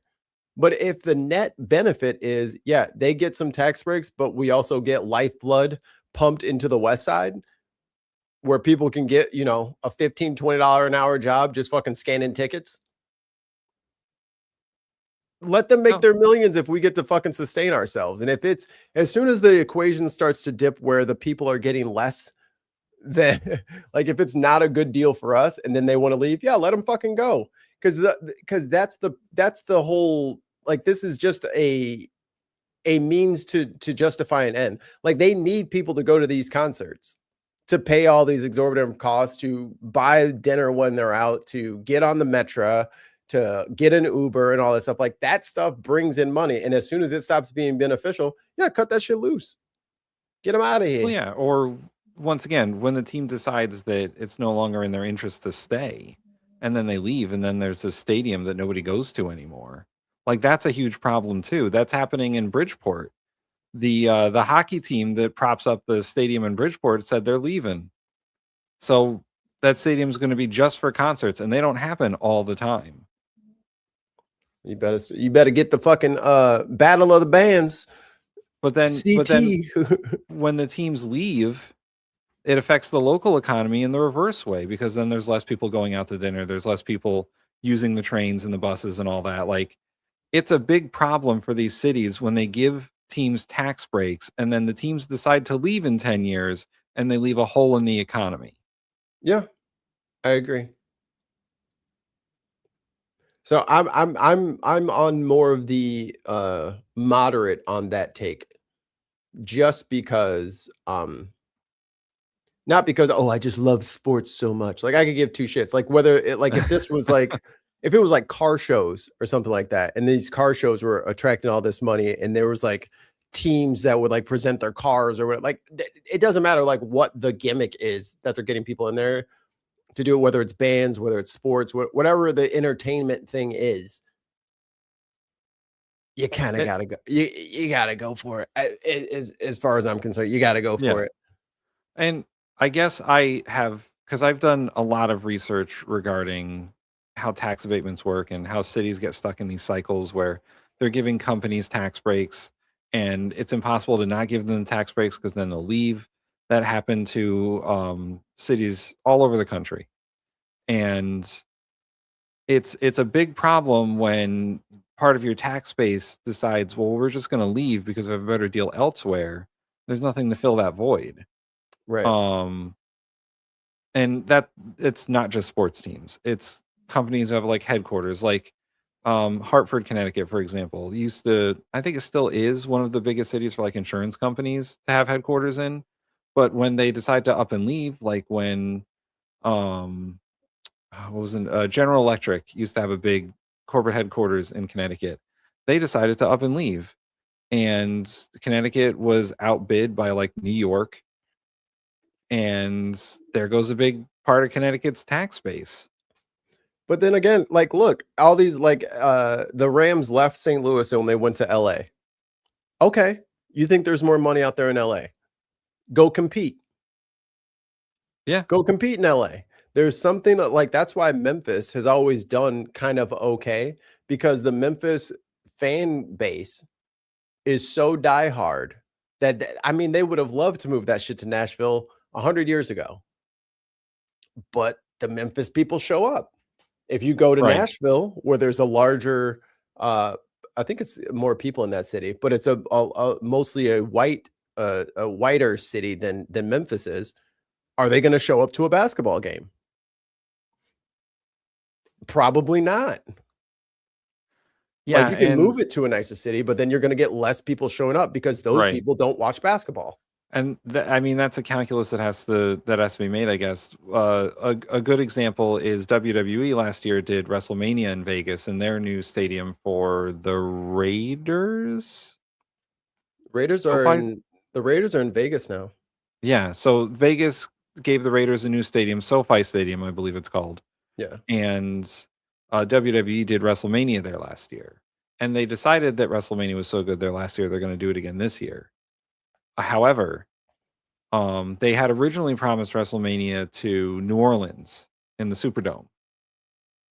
And when they went back on that, people in WWE didn't anticipate the backlash they would get from people not buying tickets in Las Vegas, because nobody's in Vegas anymore. Nope. Just the rich. And they decided that they don't want to go to Vegas, and that internationally people don't want to go to Vegas, and that tourism is basically dead in Vegas right now. And now WWE is having a hard time selling tickets for WrestleMania, and it's 2 weeks away. It's too late now. And also the tickets are through the fucking roof. It's only $600. Person impersonator says, can we make a new law that is that leaders must lead their armies in person? I agree. On horseback. Upon the back of a steed. One Angry Pagan has been trying to get a link for us to watch, and she sent one that was not working. And I'm still getting the same problem, One Angry Pagan. I think it's YouTube's problem that the link is not working for me. Maybe the video's been taken down. Because we were getting messages from StreamYard saying that there's an API issue with YouTube videos right now. So that could be the problem. And it might not be the video specifically. It might be YouTube itself. Right. We didn't talk about Krusty the Clown and her boo thing. Pictures coming out with the fake boobies. Oh, you mean her actual husband and not Corey Lewandowski? I thought that was Corey Lewandowski. No, Corey Lewandowski is her side piece. It's hard to tell which one is the now, which one is the later, which one is the breakfast, which one is the lunch. It's hard to tell. No, it's Kristi Noem's actual husband is the one that's allegedly cross-dressing. Which is fine. Like, no one gives a shit. Yeah, 100% fine. It also makes a lot of sense. It's just funny that, like, it's always the people who complain the loudest that always have a little something going on. It's all deflection. All have a little something going on. And I just wanted to borrow this real quick. Look at the ship traffic. You mean the non-existent ship traffic? I mean, come on, guys. They're just sitting there. Oh yeah, gas by me is $4.15 a gallon currently. Oh yeah, I don't know. I think we're past that. $4.15 for regular. Diesel is over $6 a gallon. It's cool. It's not like all of our fucking everything comes on a truck. Yeah. Oh, Mikey and UK people, did you hear that Kanye West was not allowed into the UK? They revoked his pass. It's so funny. He's like, but I put out an apology. It's like, yeah, but nobody cares. They had to cancel a whole music festival because of it. And for everybody who'd be like, oh, you're always ripping on black people and da. I have purposely tried to leave Kanye West and his shenanigans out of the broadcast because I do not like to display my own people in a negative light unless I can absolutely help it. I tried to explain to you guys that mental health is important. And no one wanted to listen to us. And then now he wants to come out with a fucking bullshit theory about him having a traumatic brain injury. It's like, no. You don't have a traumatic brain injury. You're bipolar. Yes. We've all known that you've been bipolar because you told us. And instead of getting help, you just isolated yourself and surrounded yourself with Nazis. So now you're a Nazi. Yeah, there's no coming back now. The dude who said that he loved Hitler so much on Alex Jones's show, scaring the shit out of Alex Jones. That dude shouldn't be led into the UK. Alex Jones is like, I tried to get him out of it, and he just kept going deeper. He was like, he's like, listen, I know you like Hugo Boss or whatever. Yeah, he's like, you're a designer, I get it. And Kanye is like, no, you got me all wrong. Oh, here's the annual UK music event Wireless Festival has been canceled after Ye, formerly known as Kanye West, was denied entry to the country amid backlash over the rapper's history of anti-Semitic remarks. The UK Home Office stated that Ye's presence in the country would not be conducive to the public good. Oh, now I'm a victim. I'm being persecuted. You're not being persecuted. It's just you decided to tell everybody exactly what was on your mind. And everybody let you say it. No one stopped him from saying anything. He was allowed to say that shit. Okay, apparently, you Kanye said just says those things to trigger people. Be that as it may, it doesn't matter now. It doesn't matter. Like, oh, I was just trying to troll them. I was just trying to get them to react. Yeah. Well, now he says that. Whether he wanted to do it or not, the reaction is the same. Yeah. You put out a song saying Heil Hitler, and you're like, man, they won't even let me have a concert. I wonder why. I wonder why. I'm not letting that motherfucker into my fucking city to do a concert. It's like, no on the Hitler rally. Nah, we're good. Go to fucking, what's it called? Go to Nick Fuentes' house. He'll have a concert for you. Or Andrew, the Tate brothers. Go hang out with them. Oh boy, and Sneeko and all the rest of the people, all the Manosphere bros. Go have them throw a concert for you. You don't need to go to the UK and have like a big old place. Just go to their house. Yeah. And just do public or just do private events from now on, because that's what you've penciled yourself into the corner of. You only entertain white supremacists and Nazis. Well, then go do that. I can't wait for the Manosphere thing to blow up, and then all those people have to be like, well, I was just saying things. Look at this one. Nope. We hear and see you. This permanent, I am the ultimate alpha tough guy. Also, I feel like I'm being oppressed right now. The simultaneity. The instant victimization. I'm the victim here. It's me. Yeah. That's hilarious. Adidas can't get rid of me. Adidas can't get rid of me. I can say whatever I want. They can't get rid of me. Remember when he was in the White House? Yeah. Oh, we need to redesign Air Force One and blah, blah, blah, blah, blah. And our president needs to be fresh and blah, blah, blah, blah. Remember that? 2015, 16. Everybody was, oh, he's just, sometimes you can. And him and Candace ran around with the White Lives Matter shirts. Oh. We Shazadi for 10 months. Has it been 10 months already? Oh, 10 months already. Wow. Sheesh. If you were muted/banned, you would know about it. You would know. You would know. You would get a notification saying you've been muted. And we would make fun of you. And instead, we decided to just simply ignore you. Well, we did answer him. Yeah.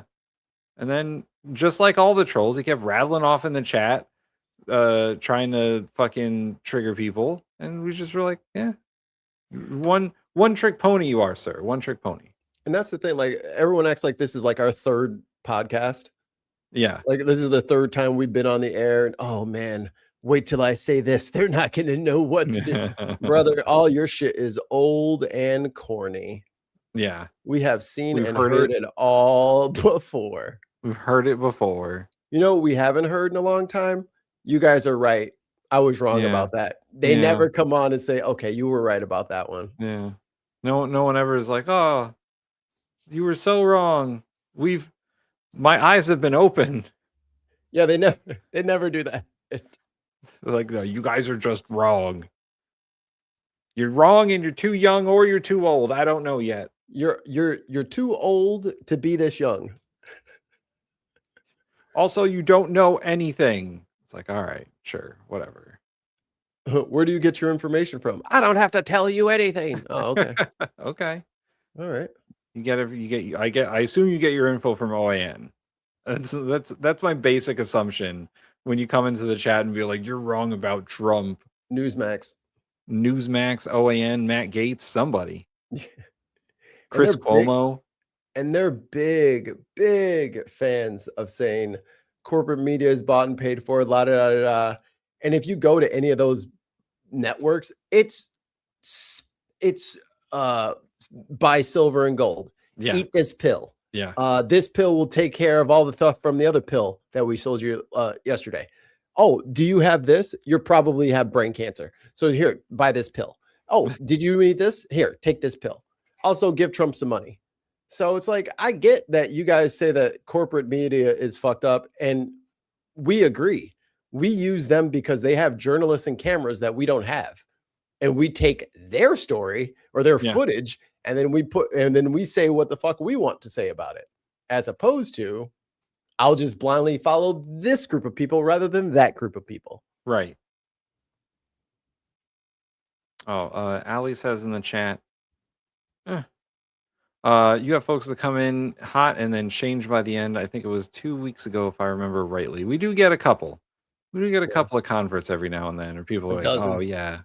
I guess we have to agree with some of that because we make salient points. And our goal here is not to win, right? No. Like that's where we're like, oh, we're gonna argue and fight. And there's nothing to argue about, bro. Like, you're mad about shit that's already happened, and we're telling you you're wrong about it. Right? We're not here to argue with you. We're just here to present facts and logic. And if that goes against how you feel, then I don't know what to tell you. It's not really our problem. All right, Mikey, what do you say we get out of here? Because we got to try and do Delta Green tonight. I mean, whatever's going to happen is going to happen. Here, feel good story to go home on. Someone in the chat asked if we were doing Delta Greens tonight. We are, theoretically. Hell yeah. Because I did see one Angry Pagans thing about the Rice's whale. They took it off the endangered species list so they could drill more. Fucked up. But check out this whale in fucking in Washington. Just going up a river. It's a sighting of a whale. We just really wanted to get over here. It's not every day that we get a whale in the Willapa. A gray whale has somehow found its way into the Willapa River here in Pacific County. These videos showing the juvenile whale in the river near the Camp Road Bridge. Cascadia Research Collective says the whale was first spotted on Wednesday and then again in this same spot Thursday. This is how Loch Ness Monster shit gets started. This is how this shit gets started. No, there's a dinosaur in the lake. I saw a great crane and neck, and fire shot out into the sky. No, it was a little whale. He's adventuring. He's like, what is up here? What was your first reaction to hearing that there was? Scott, I'll make the episode before we leave. What? Scott just wants to know if we could post that we're doing Delta Green ASAP. Oh, like make the episode? Yeah. Yeah. The whale in the river. I thought it was April Fool's. And then I started reading. Oh, hold on. He did this on the 1st? This is all fake. They're tricking us. Reading the comments, and I thought, okay, it's real. And of course, it makes me sad. So I'm definitely hoping that it can get back to the ocean without being harmed. Carissa Reynolds drove out here to Willapa from Chehalis Friday, binoculars in hand to see the whale. I absolutely love whales. Since I was a kid, I wanted to be a marine biologist. That love for whales running in the family. I'm in high school right now, and I want to be able to go into marine biology. So yeah, I think it'd be really cool to get to see a whale out here in the river. That's not something you see every day. The whale sighting prompted Kirk Meeks and his coworkers to take the day off. Earlier today. Guys, where are you? I need you on that job site. Yeah, we were going to show up, but man, you will not believe there's a fucking whale in the river. I got Jimmy and Bobby with me. No, we're not coming in today. We're going to watch this whale.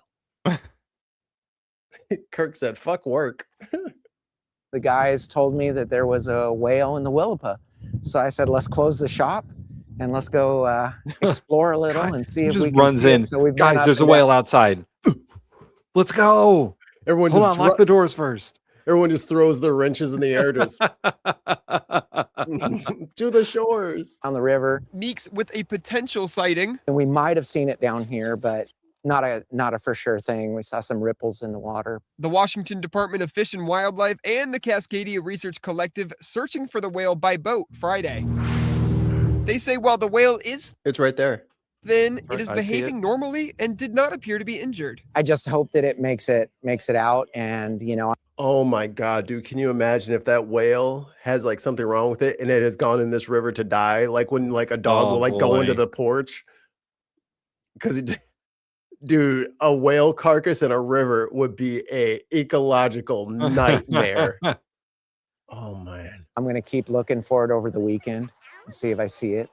And NOAA tells us after a, quote, exhaustive search of the lower Willapa, the boat team was not able to find the whale. But if you do happen to see it, experts urge you to reach out to the Fisheries Service or the Cascadia Collective.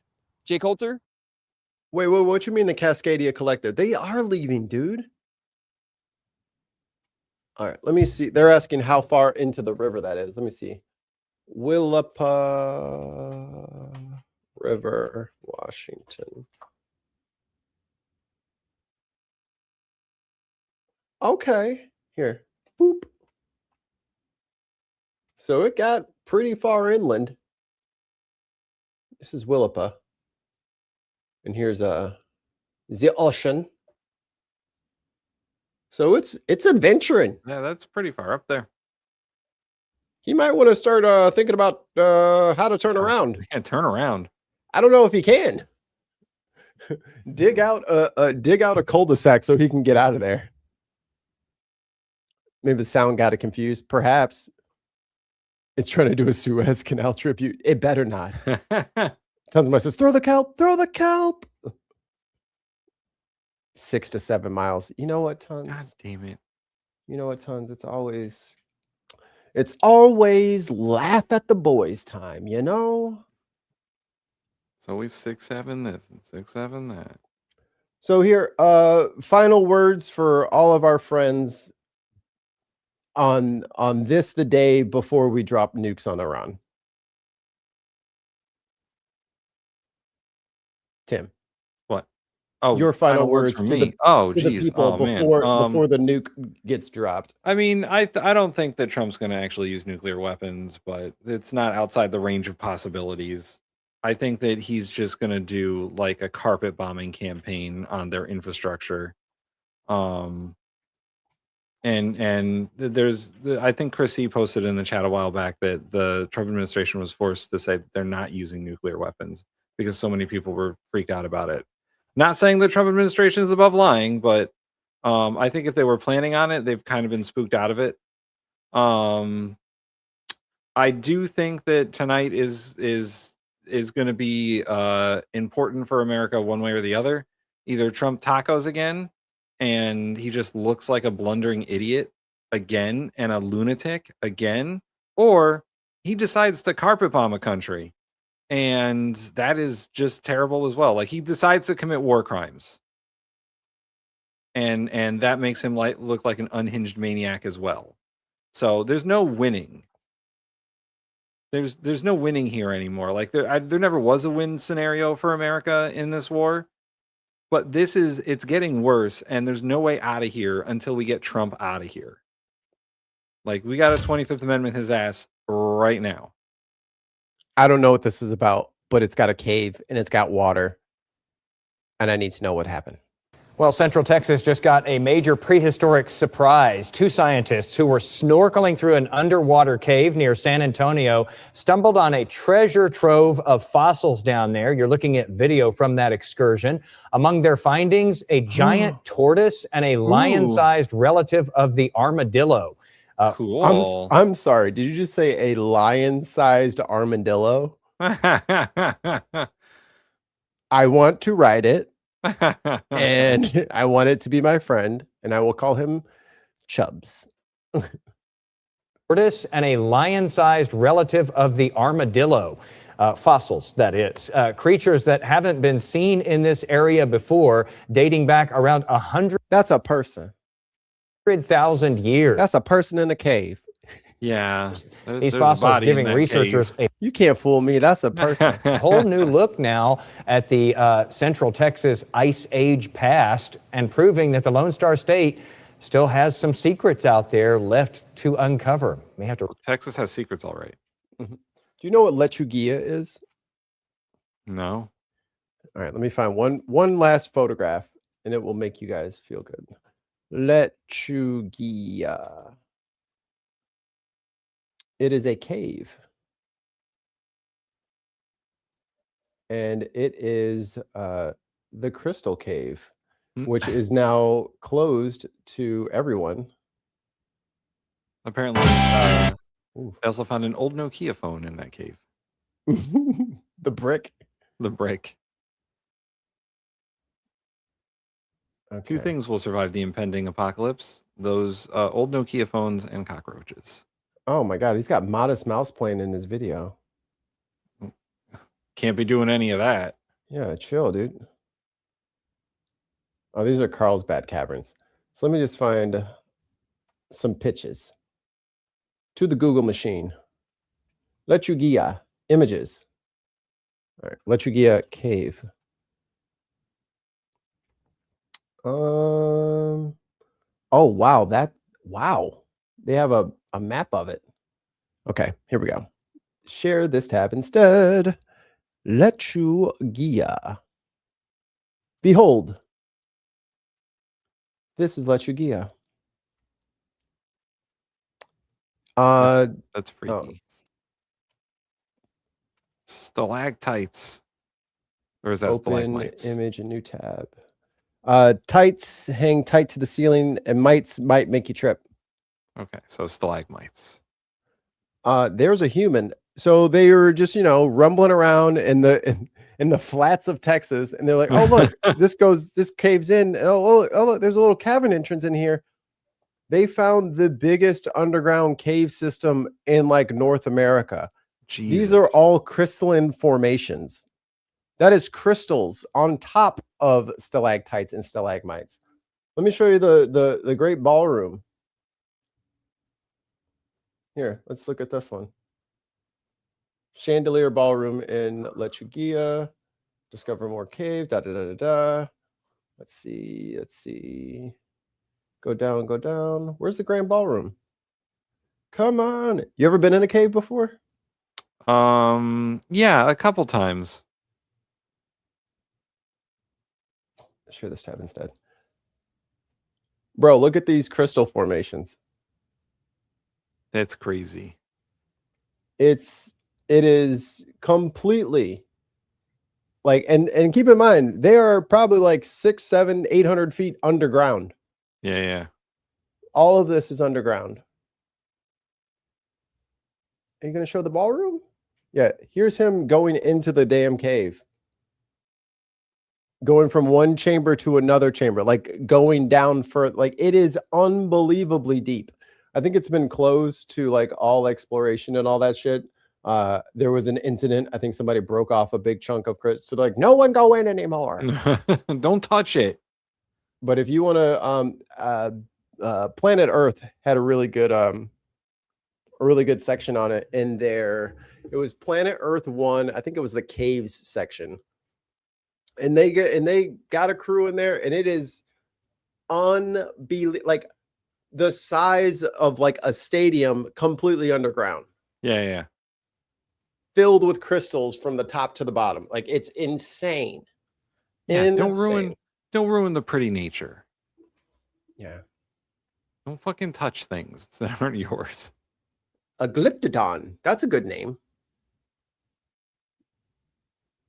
The glyptodon. All right, well, let's get out of here. I gotta eat some sort of food. Yeah. Stinky Butt fell asleep on me, which is good. I appreciate when she takes naps during the show. But yeah, everyone stay safe. Stay safe. Keep your guard your mental health. Yes. And we're here for you if you need us.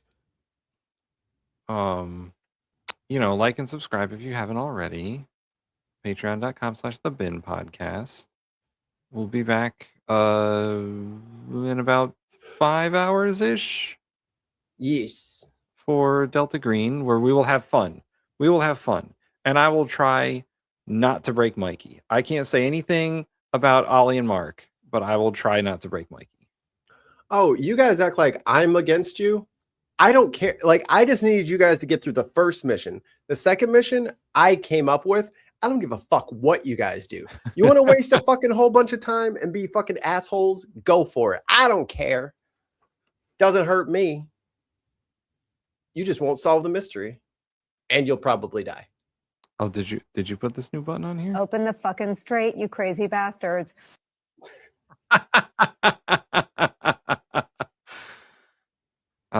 That's a good one.